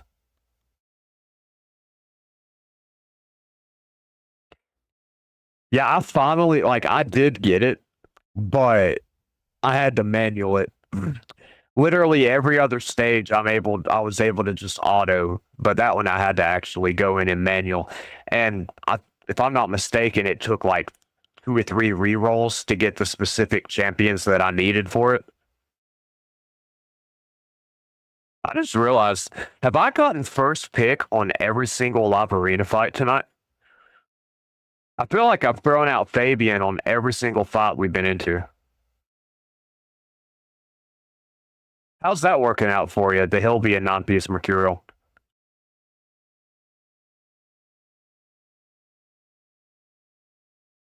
I tried running. I thought maybe Lazarius and Mercurial Gear would be a good idea because of her passive revive and everything else she brings. But I could only get her speed to like 340, and it just wasn't enough for the arena. Like, if you're not pushing over 400, like, even her at 400, it's not enough speed. But if you're not over 400 speed, you just don't really stand a chance in Lava Arena anymore.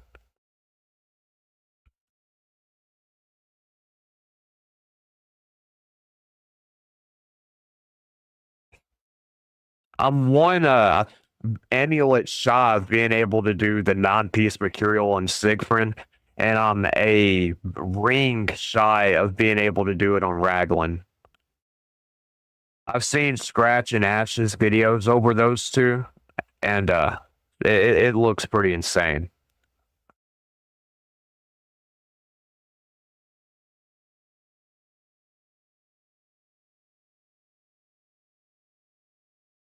Well, it's your account, Apex. You can put your name as whatever you want.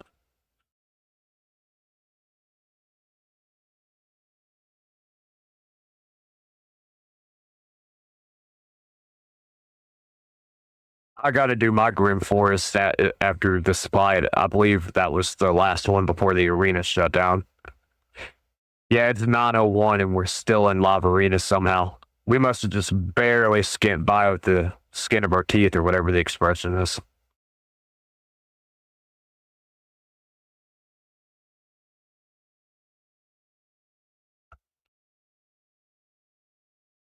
I just personally, maybe it's because my team counters Galathir or something, but I've never ran into trouble with him.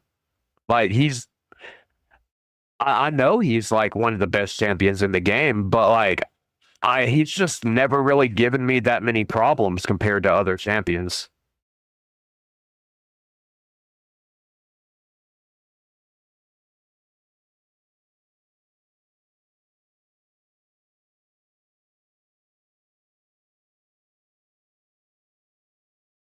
Well, Apex, I mean, I can give you my opinion, but I feel like, especially when it comes to like your name, it should be something that you want to be your name. Don't let like other people tell you like how to handle yourself. That's a definitely a personal thing. But if you wanted my opinion, the raid clan implies that there's a bunch of people, and I feel like you're one person, so it's not not correlating, I suppose.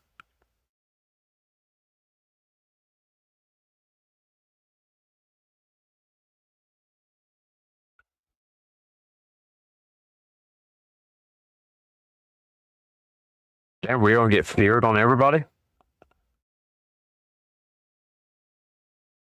Is both syllables Friday, or is it just the Fiera?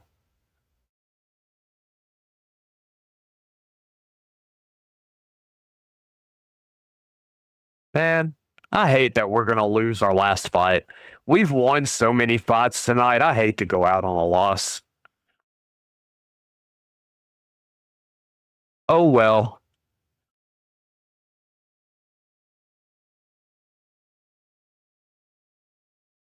Oh, we gotta do Siege. I didn't even realize Siege started today.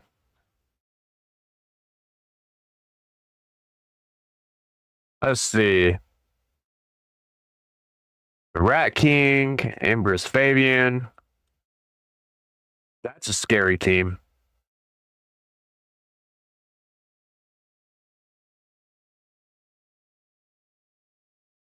I see why nobody touched those teams.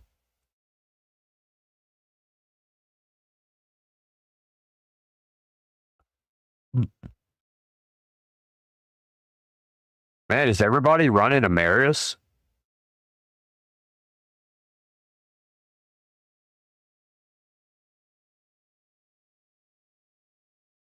So Fiera, when I keep calling you Fiera in Portuguese, I'm just saying day.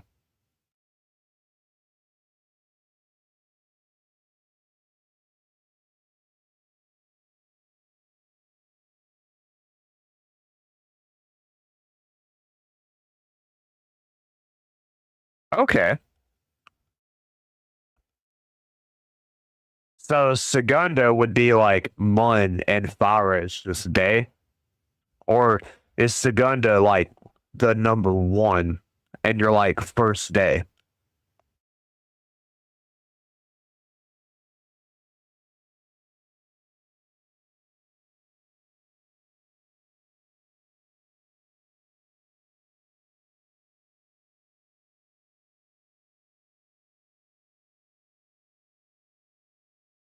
Well, in English, it would be pronounced Fiera because Fe, Fee, and IRA be like Ira or Ira, Fiara. That's just how the English would pronounce it. Yeah, I'll look at your Discord in just 1 second, or at the picture you sent.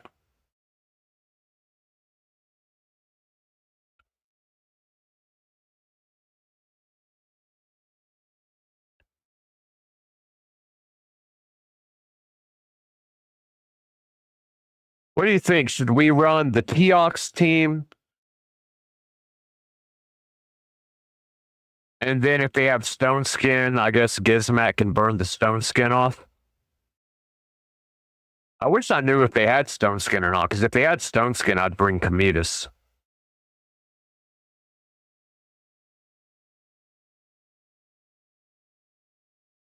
But if they don't have stone skin, then Teox is definitely going to win the fight. Not much. Yeah, we got this. There ain't much stone skin at all there. Let's go ahead and use the A2 to take Arbiter out and buff up his A3. Wow, damn, Carnage. That kind of put a glitch in that plan. Okay, rethink our strategy here.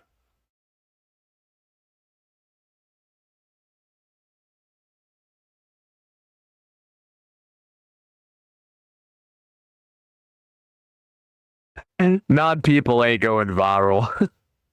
The most I've ever had at once was like 112 or something, a little over 100, but that was just because I got raided. I got raided and raid.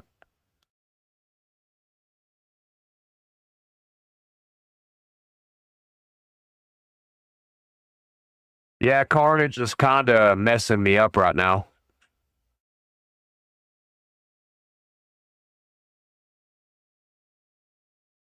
But we got it.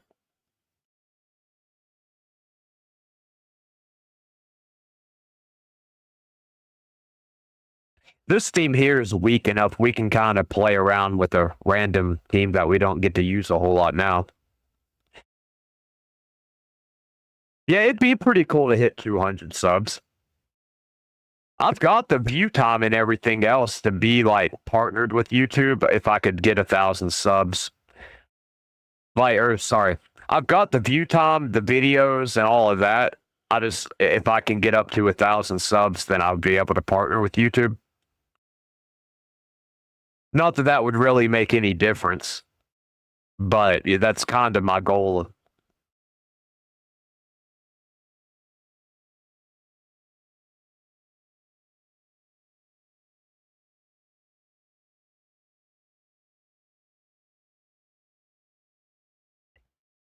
Thanks. My counter still shows 197, but if it's showing 200 for y'all, awesome.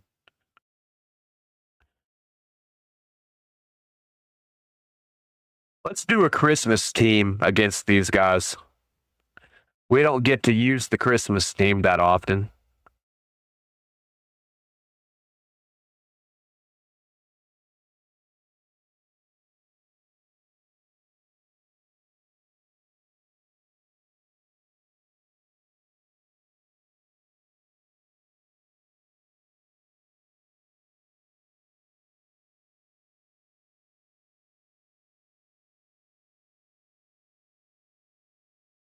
I was about to use Lady Noel's freeze, and then I realized everybody's already frozen.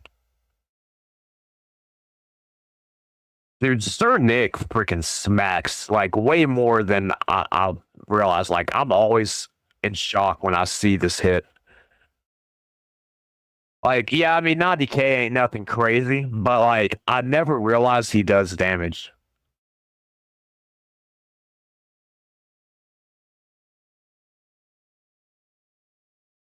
Oh, yeah, that's awesome. That's made my night. That's we're in a new digit or whatever out of the 100s into the two. Now, when I wake up in the morning, somebody will have probably unsubscribed and it'll say 199.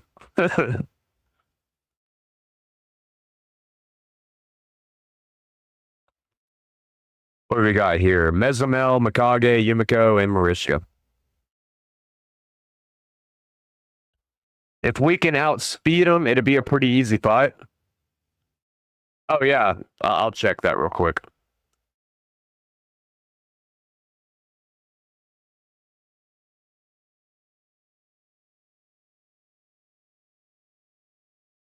What's the primary stat on the boots?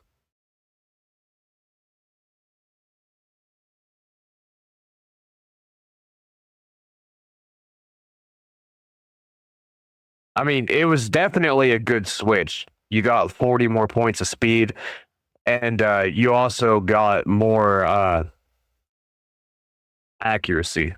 So, yeah, it's definitely a good switch.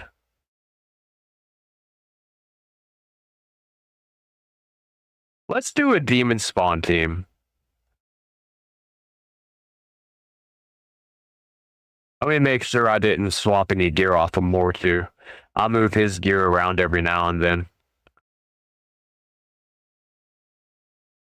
Yep, we're missing a shield. Let me throw a shield on real quick.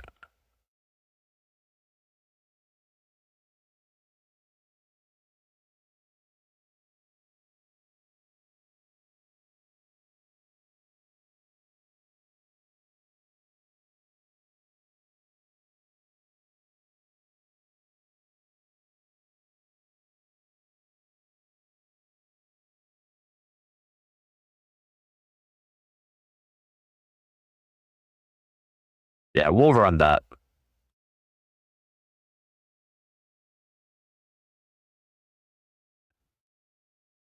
Yeah, I saw the gear, but it doesn't show me like the stats of the gear.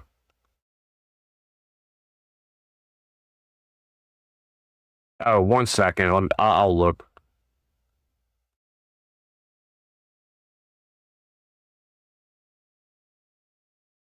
Let's see. Do we want Prince Kaimar or Eprask?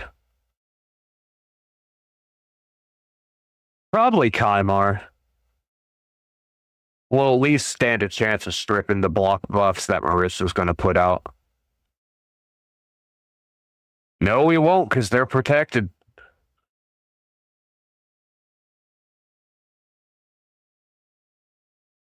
Oh, okay. Yeah. Yeah, no, those are good boots. Put you some more glyphs on the accuracy, and it just basically glyph it out, take it to level 16, and farm you up some Sand Devil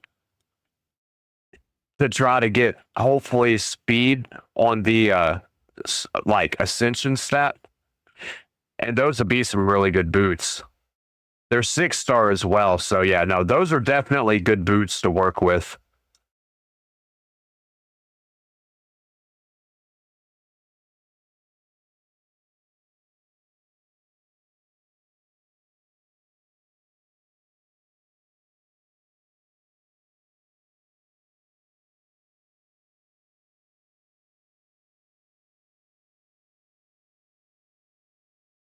I hadn't been on my alt in 2 days. I'm surprised you'd even seen it.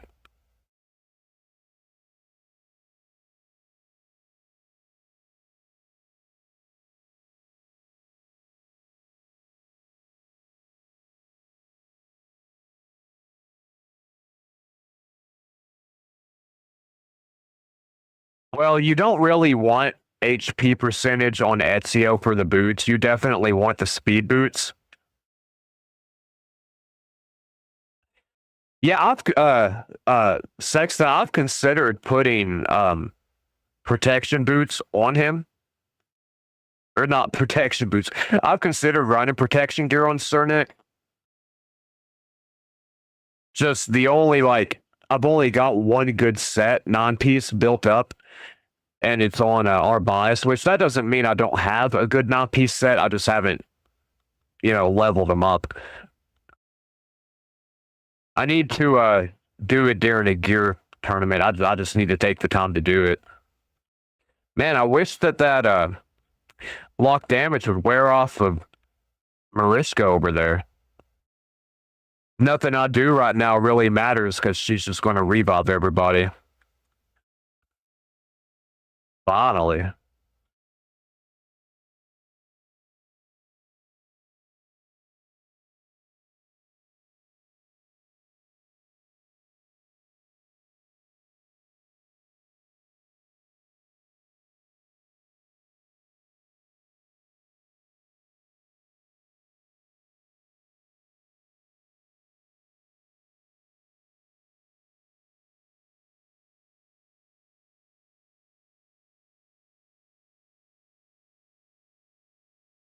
Not too bad, not too bad.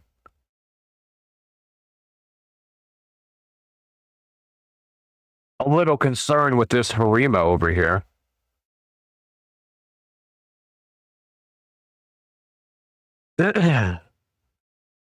Well, it's our last token for attack on here, so we might as well run a better team.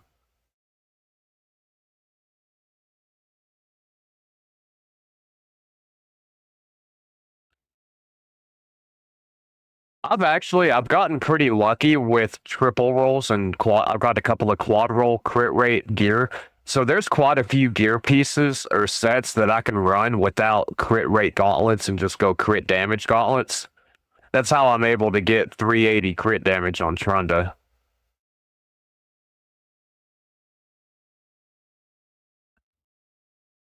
Which I feel like Trunda, while yes, she is the Hydra god, is like one of the most overrated champions in the game.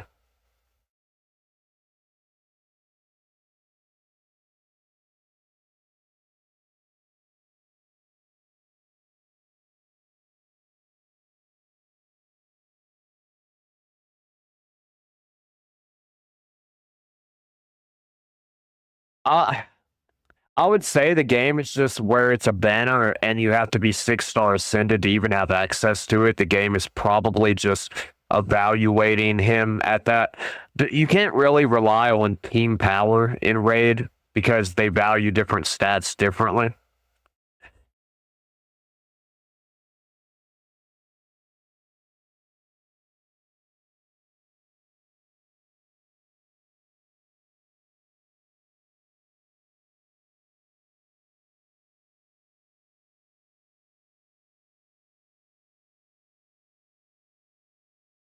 See if we can one shot this Death Knight here. Oh, yeah. 225, definitely.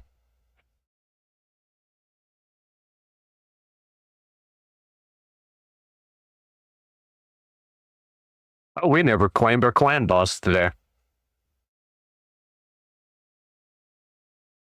Ancient, epic. That sucks. I mean, I wouldn't call it a bad banner, but resistance is definitely like certain champions, like a Death Knight or somebody that you're going to run in a non-piece stone skin. Resistance isn't necessarily bad because it'll help keep you from getting your buff stripped off. But somebody like Ezreal, accuracy is really what you want to run. Even if you had a 5-star accuracy banner, I would say it's worth swapping over.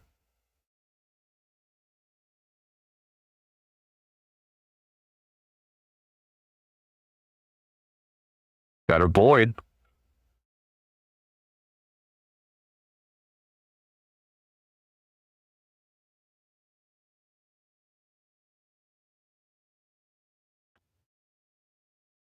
I wouldn't call it crap. I would just say it's not the best for the champion you have it on.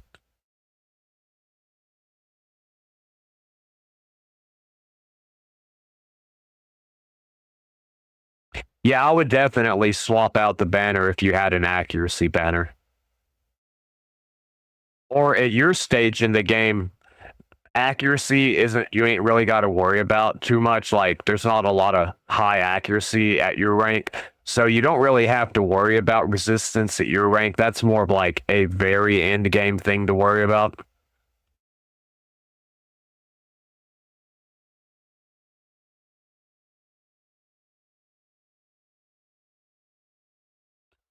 Let's see what Crocad puts out this week. What? Rerun that.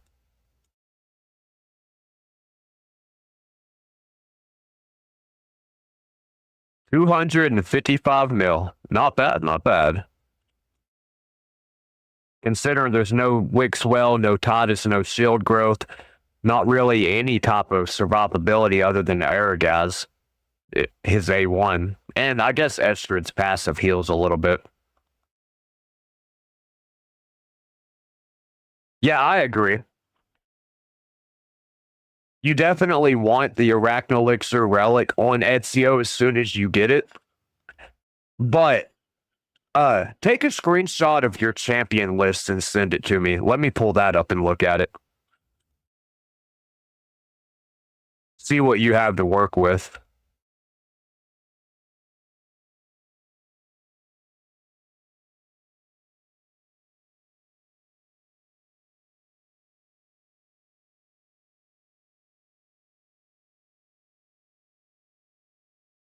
See if we can re-roll into Little Miss Annie.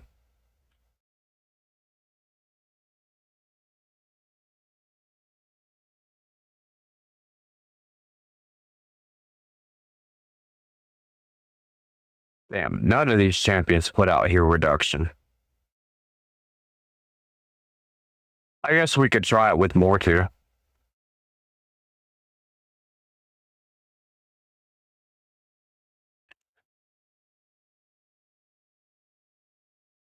All right, give. Oh, we did get Little Miss Annie. Awesome.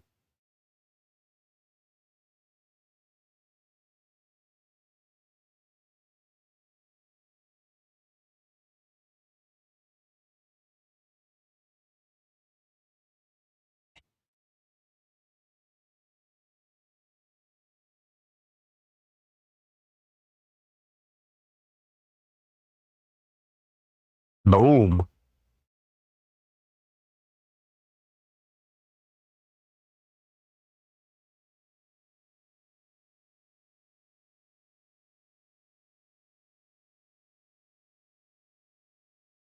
All right, it should be good for auto. I'll check it out now.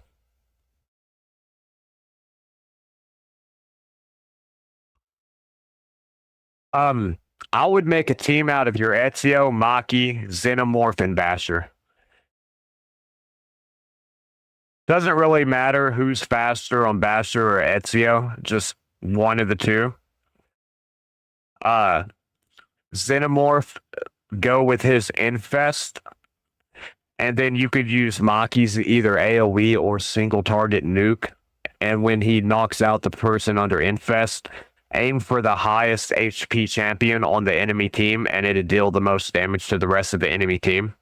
But out of those champions, Ezio, Xenomorph, Maki, and Banshee, those are definitely the ones to do.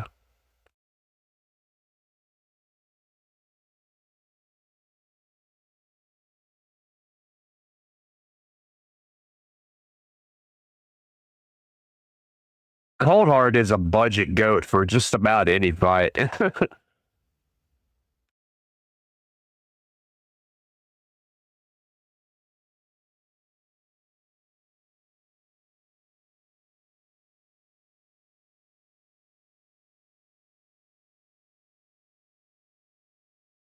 Oh, yeah. No, that would be a great banner. Swap the banner you have on him for the banner that you just showed me. Speed and attack with accuracy is the main stat. That's definitely the banner you want to use.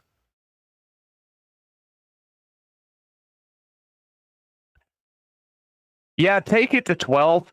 There's a good chance it's going to wind up costing you 2 or 3 mil to take it all the way to 16, but at least get it up to 12 and then take it up to 16 when you're able to.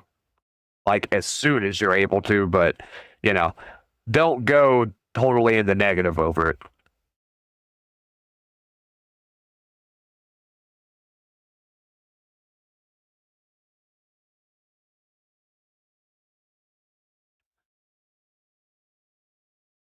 Sexta, he's only in silver 4. That's the reason I'm not super worried about the accuracy. I don't really think that the resistance is going to be like that high. Just, I would say 200 accuracy is probably enough at his rank. Not many people's going to have over 200 resistance at silver 4. Damn it, I keep clicking the wrong tabs.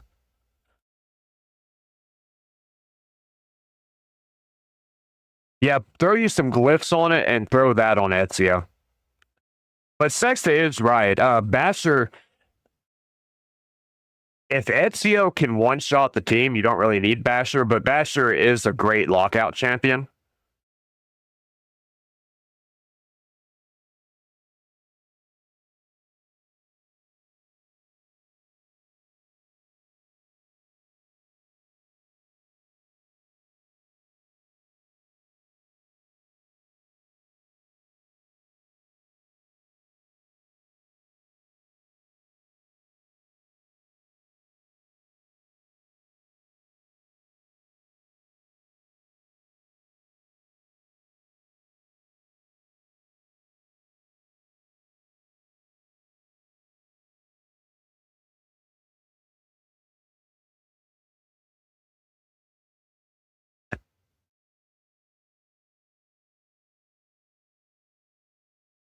Yeah. Well, like I was saying, don't worry about what it does to your champion power. Just worry about the stats themselves, not the power level.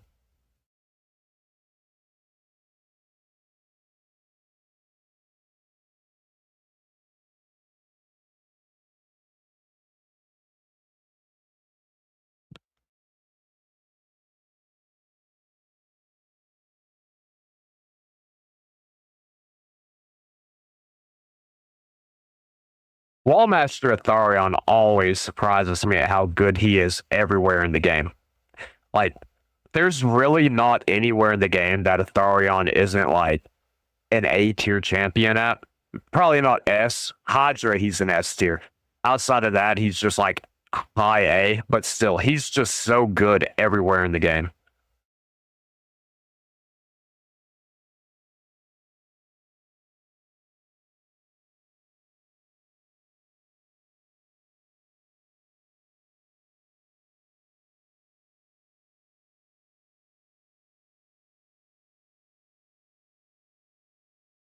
I mean, that is a risk or a chance, but you know, I'm not going to base my like at that point in the game. You're kind of just wanting to make a good, quick arena team to farm your Great Hall, and I probably wouldn't work my team around a 10% chance compared to a 90% win rate. Like, if you can win 9 out of 10 battles on auto and not really put much thought into it, at that point in the game, I personally wouldn't really care about losing the other 1 out of 10 fights because somebody randomly had a resistance banner. But, I mean, it is a valid point. And at the end game, or even the kind of mid to end game that my account's at, yeah, that's definitely valid.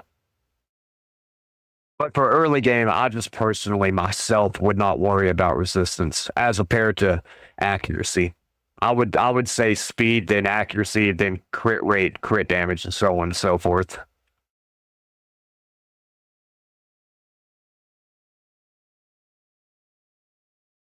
One second, I'll check it out.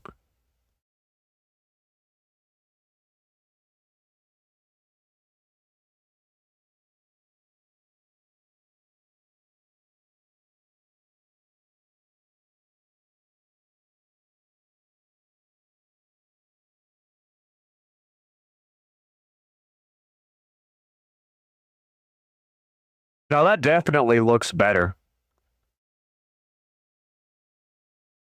If you're relying on poisons, the crit rate doesn't really matter. The bombs that he'll be throwing out against the stone skin scales strictly off of attack. So you really just want to make sure you've got enough accuracy to land your debuffs and that you can go first. So you're definitely on the right track with the build. Just keep enhancing the directions that it's going. You're almost at 3k on the attack, which is not horrendous for Silver 4. And 36k HP is not that bad for the part of the game you're at either.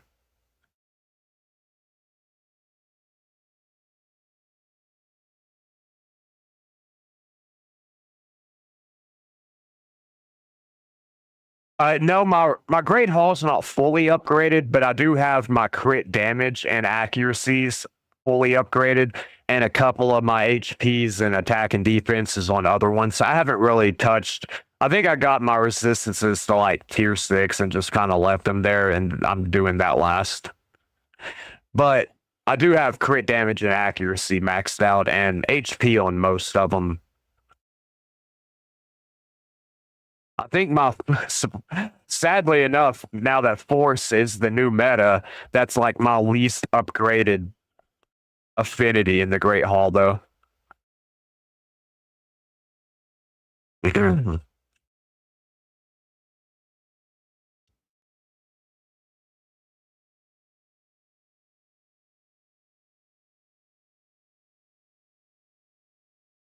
Great Hall is definitely a pretty long term thing. I mean,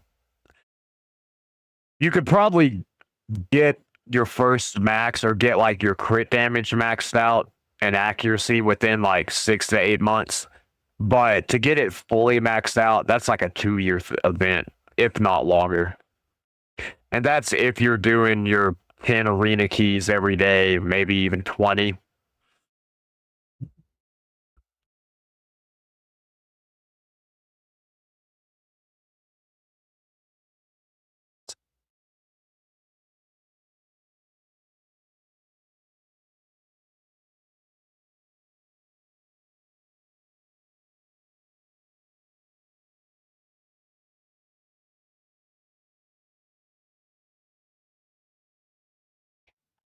I feel like This might be a hot take when it comes to raid, but I feel like they've kind of overdone it with the buffs in Grim Forest.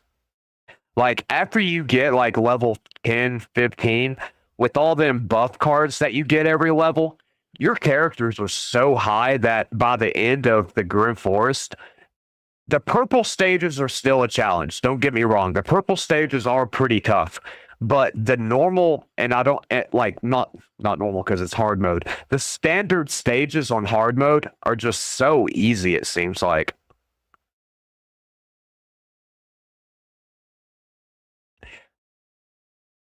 And yeah, everybody's Great Hall starts off bad. Everybody starts at 0.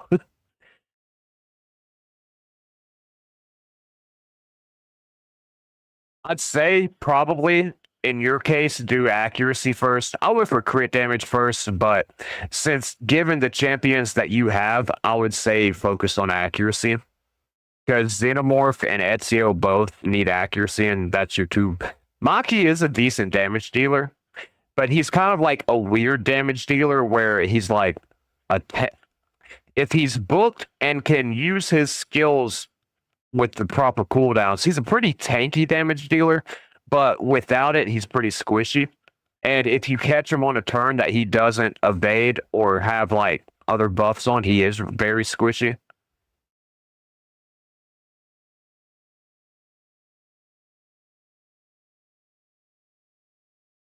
I mean, it is easy. Like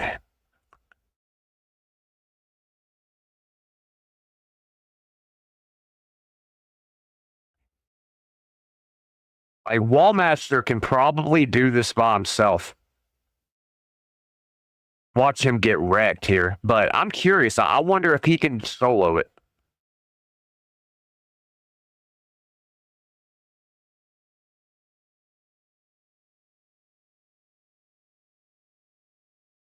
I don't think they're gonna increase the difficulty on it. I've talked to some of the devs in the chat about it.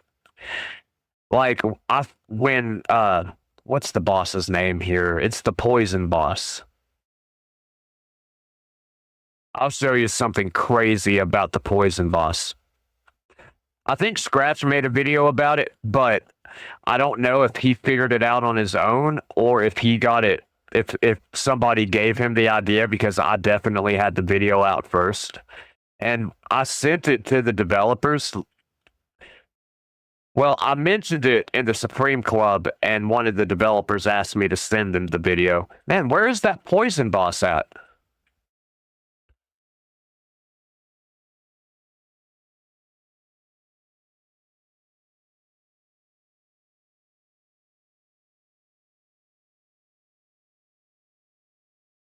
Let me know if you see the poison boss. Surely I've done it this rotation.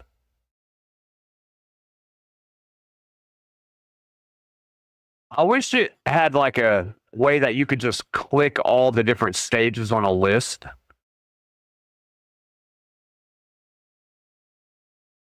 It's the new boss that is deals all the poisons.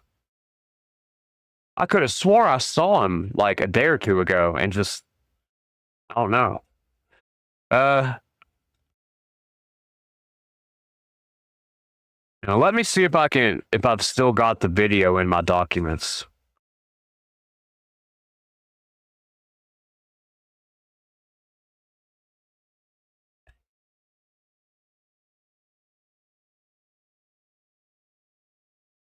Hey, let me pull up my chat. This was like the first rotation, so I don't know if I'm able to go back that far or not. Okay, here's where I was talking about it. Google Drive.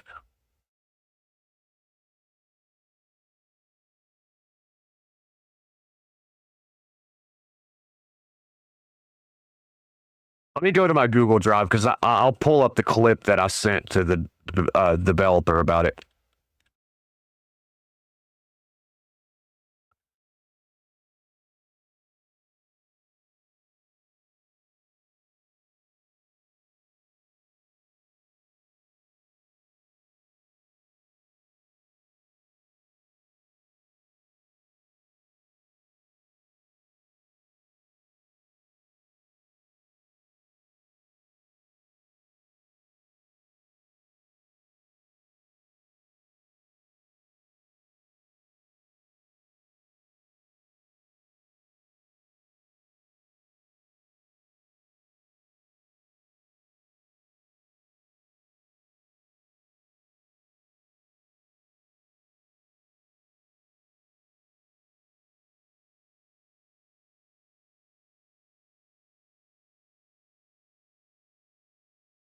All right. What I'm basically talking about right here is that any champion, it doesn't matter who it is, can solo the poison boss with just the golden elixir relic, and the boss literally cannot do anything about it. And you can do this with literally any champion in the game. It could be a level 1 champion, a level 1 common. Like you could do this with the original Death Knight.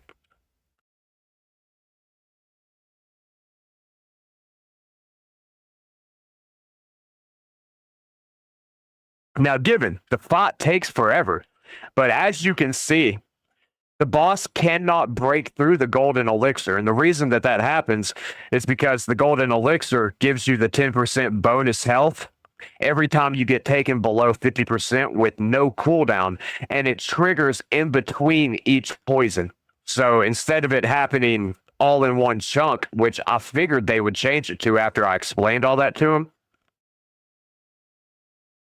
but but no, they were just like, no, thanks for letting us know. I'm glad you sent it, but it is what it is.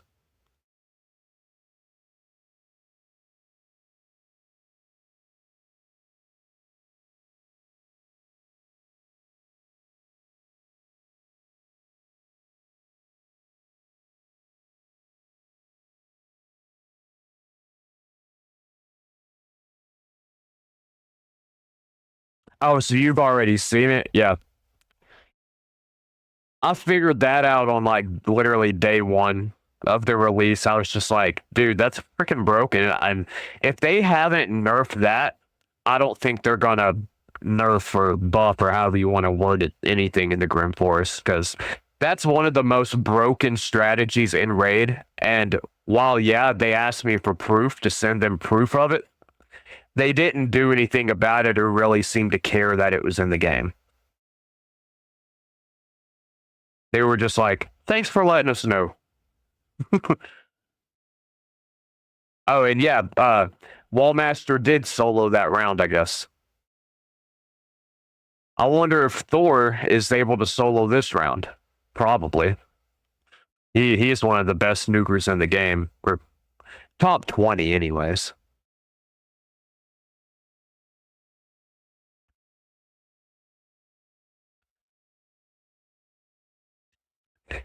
Yeah, I feel like it's probably cheaper to change a relic than to change a blessing, though.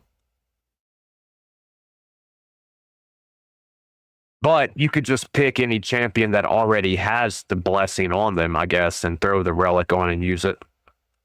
The only reason I picked Raka is to show that it's a champion that literally, yeah. The only reason that I picked Raka to use it on is because she was like the least damaging champion that I could think of. Oh, and it's not just the relic. You need to have regeneration gear. Sorry, I forgot to mention that. Regen gear plus the relic, any champion in the game.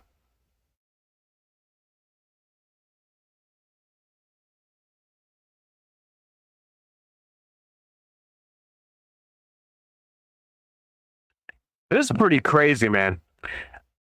The last 3 stages, I've been soloing with one champion and a different champion each round. So, I mean, in my case, I feel like it's too easy. But when it first came out, they said that there was going to be like a nightmare mode. And then when I brought it up to one of the devs, they acted like they didn't know what I was talking about. But it's like, dude, it was in the Supreme Club Discord.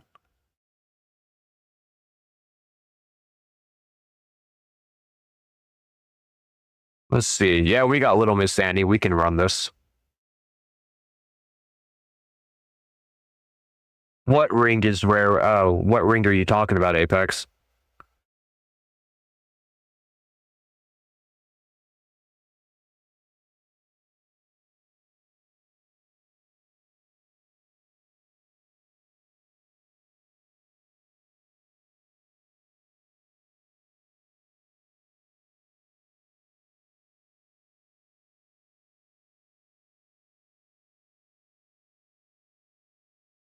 Oh, Oh, you mean rare quality? I was thinking like rare, like as in it was hard to find.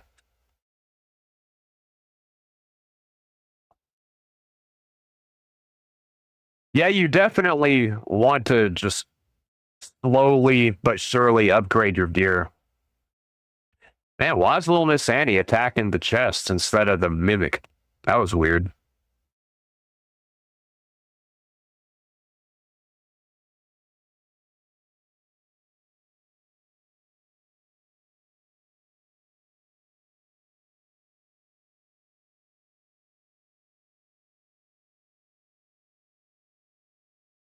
Let's do our Theodosia match.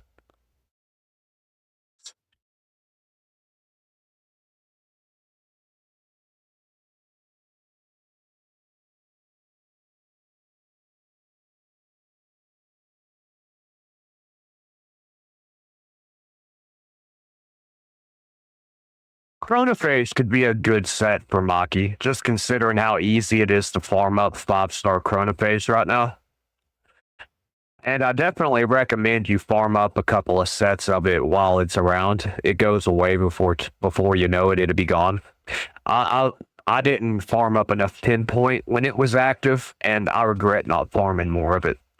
The only time I ever farmed it was during the events for the pinpoint, like the tournaments, and I wish I would have farmed it like religiously because it wound up being one of the best gear sets in the game, at least for the accessibility of it. But I mean, now that Mercurial's out, I feel like that's probably gonna be damn. You put all the points into the champions that you don't have, or to the affinity that you don't have any good champions in, or really any champions in. Do you? Do you have any force champions? Yeah, you got Baba Yaga as your force champion, and you put all the Great Hall into that, and you put the attack, which I'm not like trying to hound on you, but that's probably the last stat that you want to put into because even nukers can use HP and defense and crit damage. Well, sorry, yeah, even nukers can use HP and defense. Everybody needs that.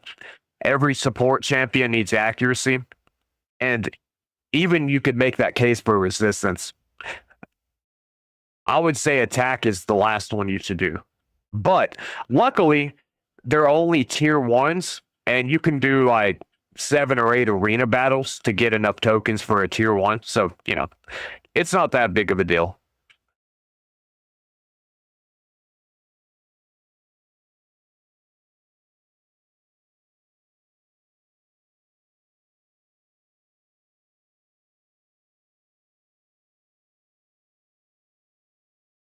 Yeah, she came with Pinpoint. If I'm not mistaken, she's the one that came out with Pinpoint.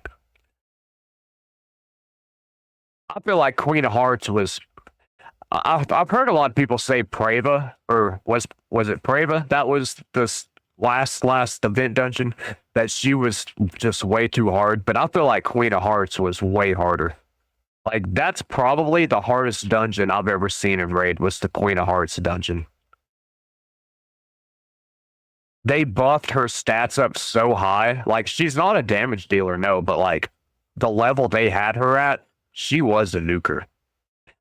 Whereas like the Augustus dude, as long as you kill the people with him, he does such a little damage you don't really have to worry about it. And Preva, you just had to know what team to run with her. But the Queen of Hearts, you had to man or yeah, Kurosa. I don't know why I kept saying Preva. Yeah, you're right, Kurosa. Yeah, she was pretty rough, but not like how the Queen of Hearts event dungeon was. That was insanity. Like if I'm sitting here saying the Grim Forest is too easy, but I'm calling the Queen of Hearts insanity, that should be a pretty good indicator of how bad she was.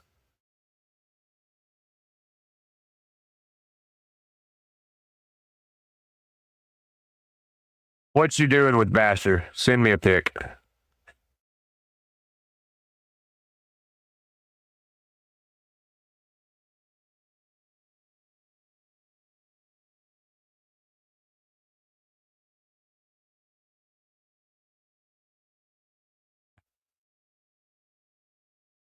I wouldn't even, I mean, the 4-star on the accuracy, yeah, I would not do that or go with that. But if those boots are speed boots, like as a primary set, take them to 16.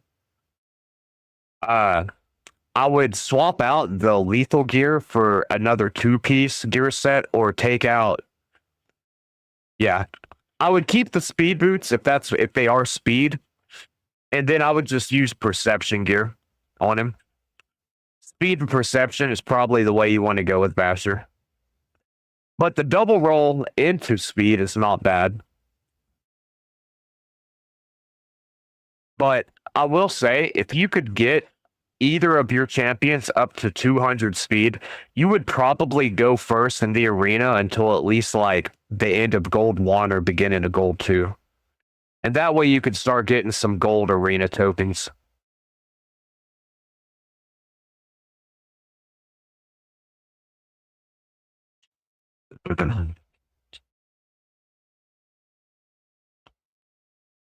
Really, all you could do for the Queen of Heart was double up with Newt and Yumiko. That was it. If you didn't have like double Newt and a reset champion, there wasn't a whole lot you could do with her. A lot of people was running Teox teams on her though. I wasn't able to do it with my Teox team. I had to do the double Newt with Prince Kaimar, Yumiko, and I think Senna.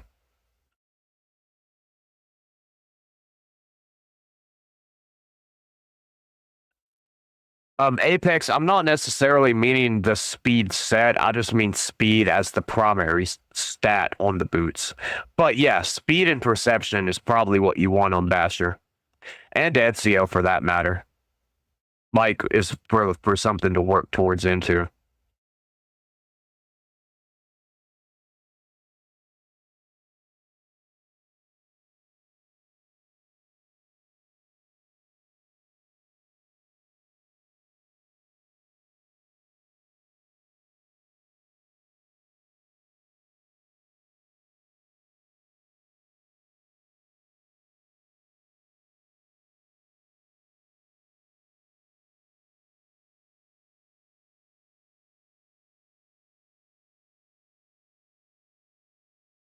Uh, well,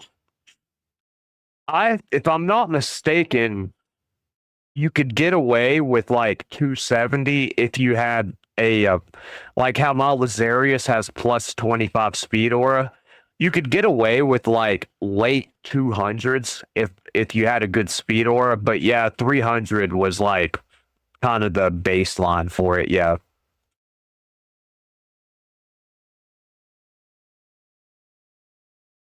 I thought the boots you showed me on Ezio were speed.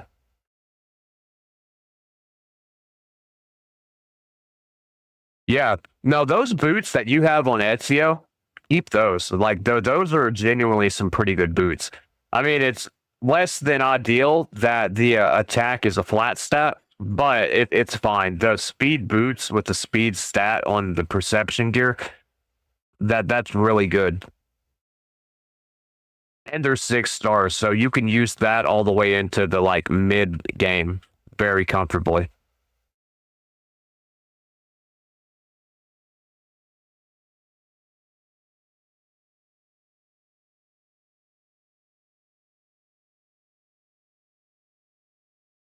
And yeah, I agree with the vent dungeon thing. My newer account that I made last month, it can only go up to like stage 13 or 14, and you can get 5 and 6 star gear pretty regularly from that.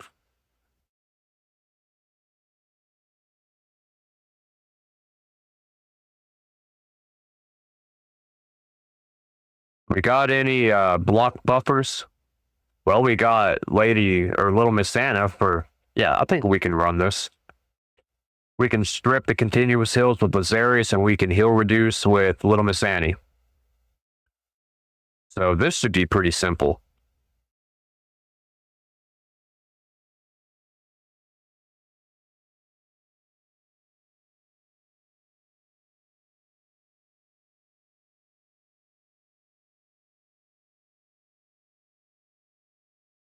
When I say speed, I'm saying speed as the primary stat, not the gear set speed.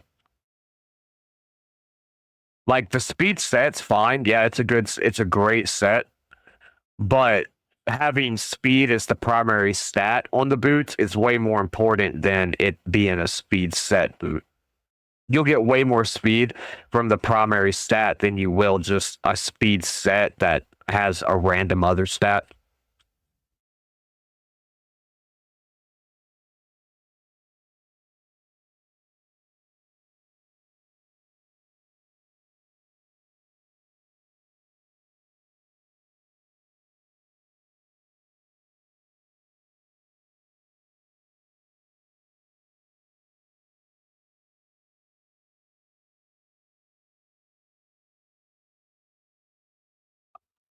Defiant's a decent gear set, but I'm not too big on that being the Forge Pass this time. I wish they would do Ratchus again or Slayer again.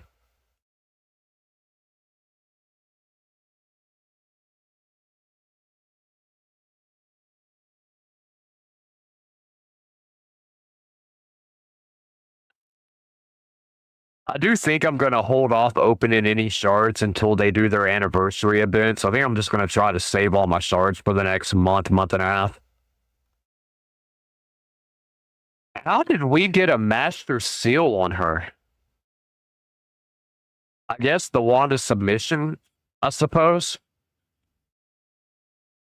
That's the only way I can come up with that we got master seal on her.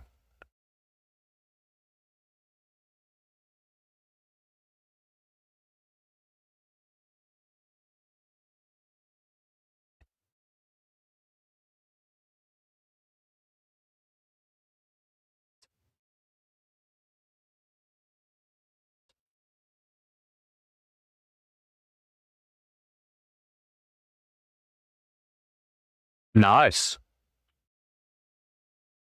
That's like one good run and you'll have it.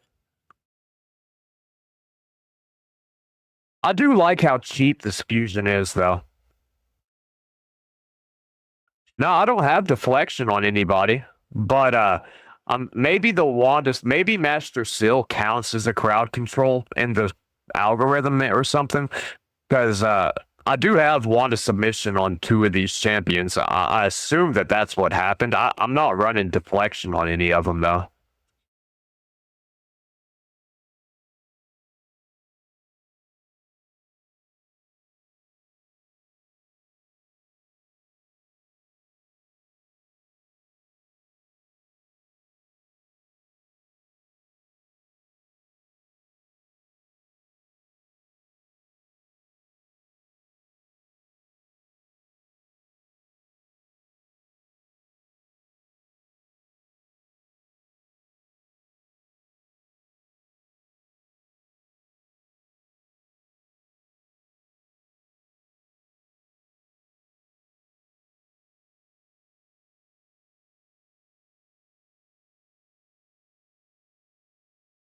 Lame.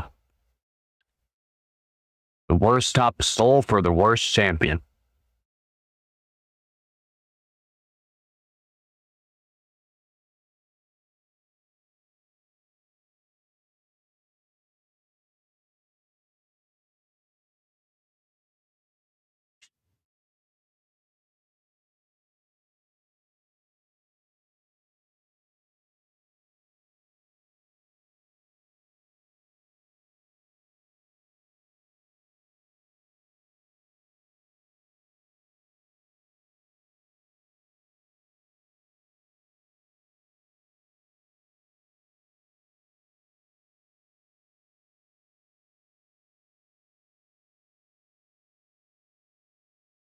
You know, I wish that you part of on one hand, I do wish that you could trade champions in raid, but that would probably just break the game or the economy in the game if that happened. And it would cost them so much money because instead of spending thousands of dollars to hopefully pull one champion, you could just say, hey, I'll give you $100 for that champion. And most people would sell it. So while it sounds nice on paper. In actual practice, it would probably break the game and not in a good way.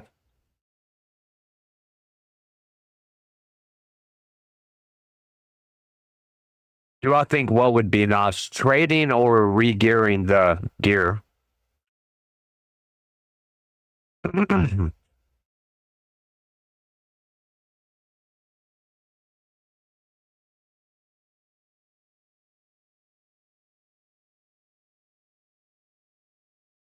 uh, I've ran lethal and swift parry. That's actually pretty much what my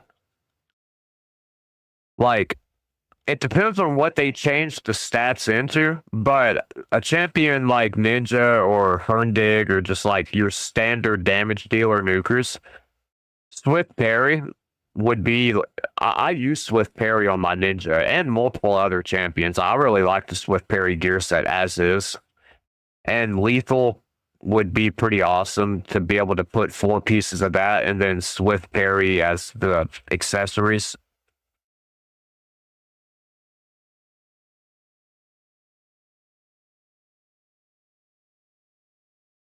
Baba Yaga is food. Just do not take her to 50. Like you can use her in faction wars until you get something better. Just don't invest into her. Don't take her to 50. Unless you're gonna use her as a 5-star chicken.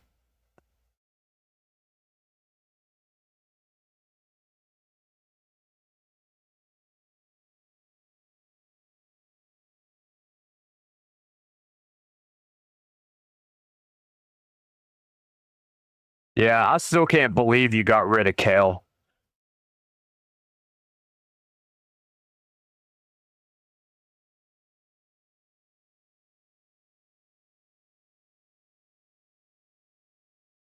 But at least you didn't get rid of your legendaries. Because all three of those, well, four, but all three of those legendaries are pretty good. Like they're good 7, 8 out of 10 legendaries. Like B plus and A tier legendaries. Like they're all good legendaries. You can go very far in the game with just the legendaries that you have in good gear. You just need like a really good healer or reviver. Like you need a really good support champion. And that's all you're really missing. You've got the poisons, you've got the damage, you've got the taunt.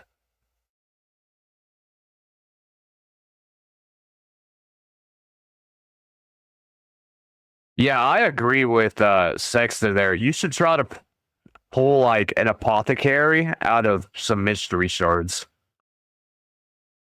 And then you would have a decent healer.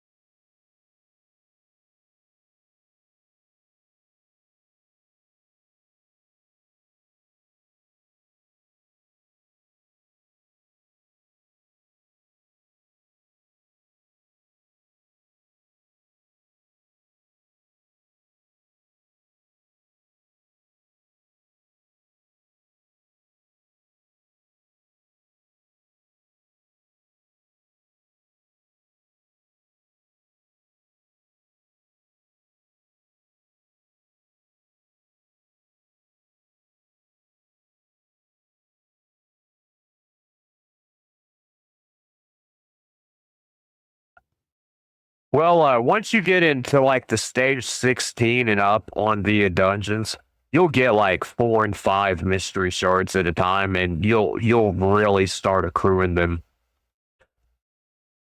Before I used them all on champion chase events, I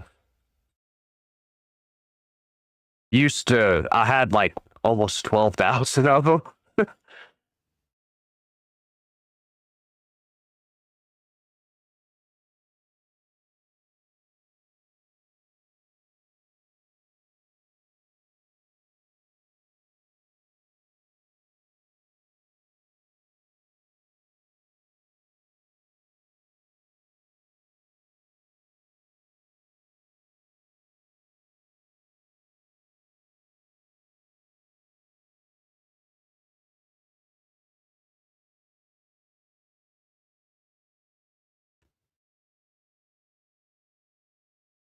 You'll get mythical charms that you can use in the forge eventually, and you just use those.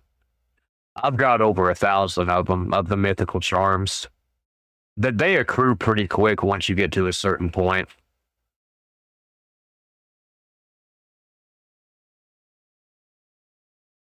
I don't have a single deflection helmet.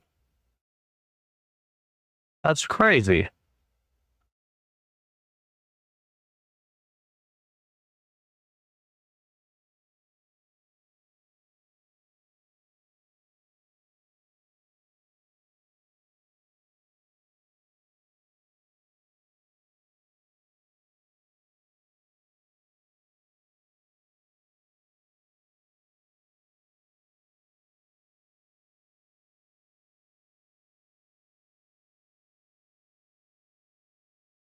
Oh, dude, I go through probably 30 mil worth of silver every week.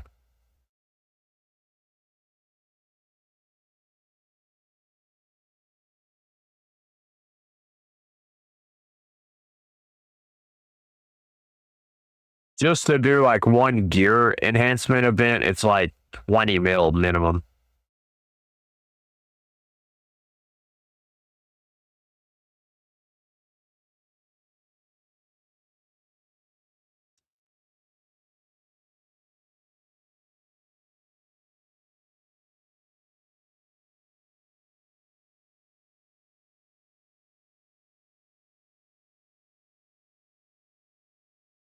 And they'll all attack.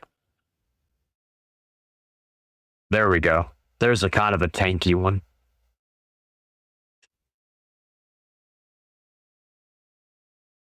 I could tell you.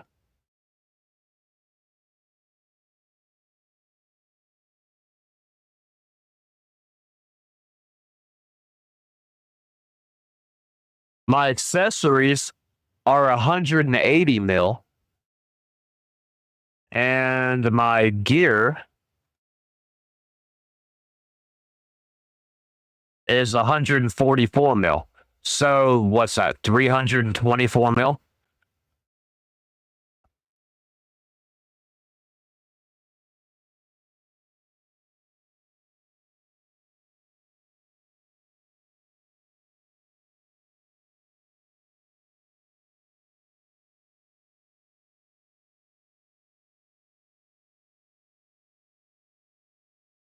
Well, I mean, that's 4 years of gear.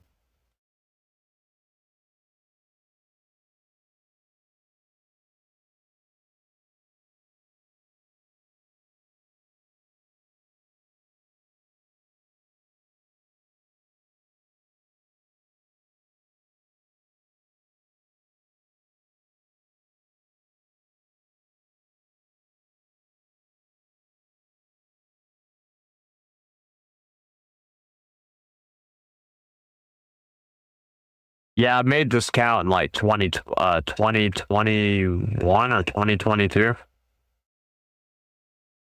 My first account I made in the end of 2019 or beginning of 2020. It was when Raidberry first came out, but I didn't really get into it till like 2 years after it came out.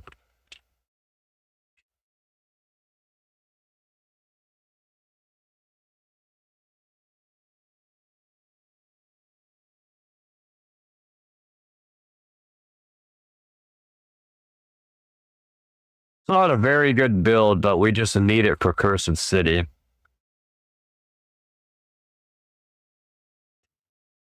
And Helior is not a very good champion. He's just the best thing I have on the list for that role.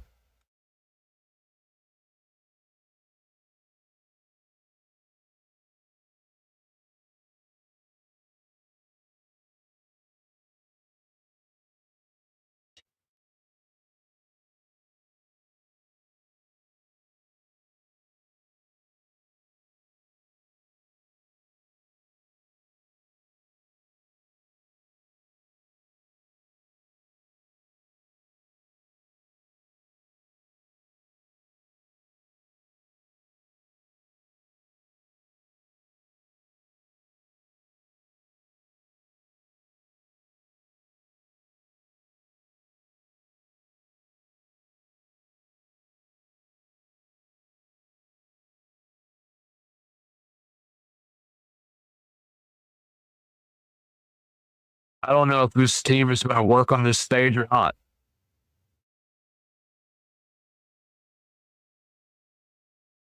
What?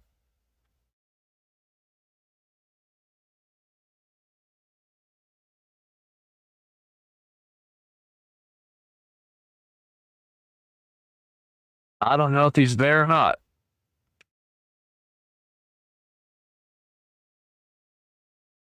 He would have said bye if he left.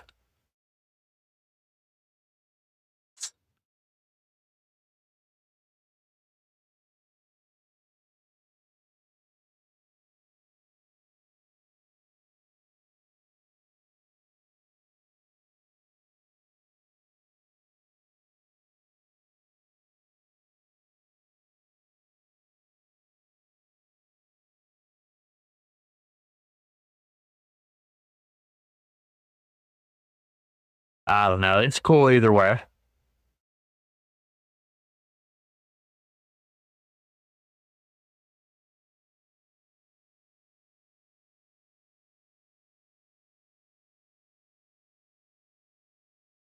I'm fixing to have to get off here and go to bed myself, anyways.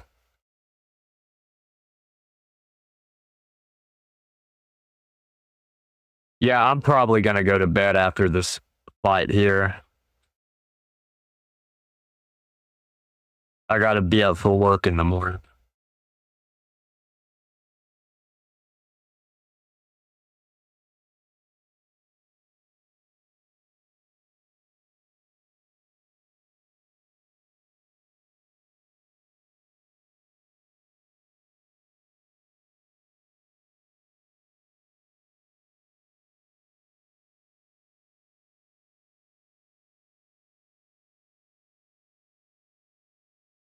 It just goes to show, even when you get older, you still got people forcing you to do stuff. I could stay up, but then I'd be tired at work all day tomorrow and I'd regret it.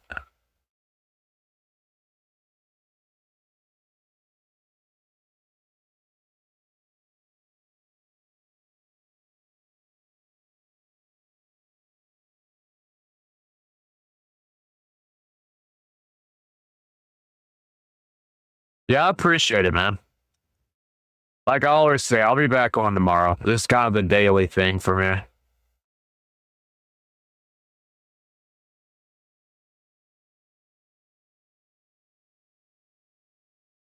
I definitely appreciate it. Like I'd mentioned, I don't really up until like this week, very rarely do I get more than like 2 or 3 viewers on here like at once talking. So, it's been nice.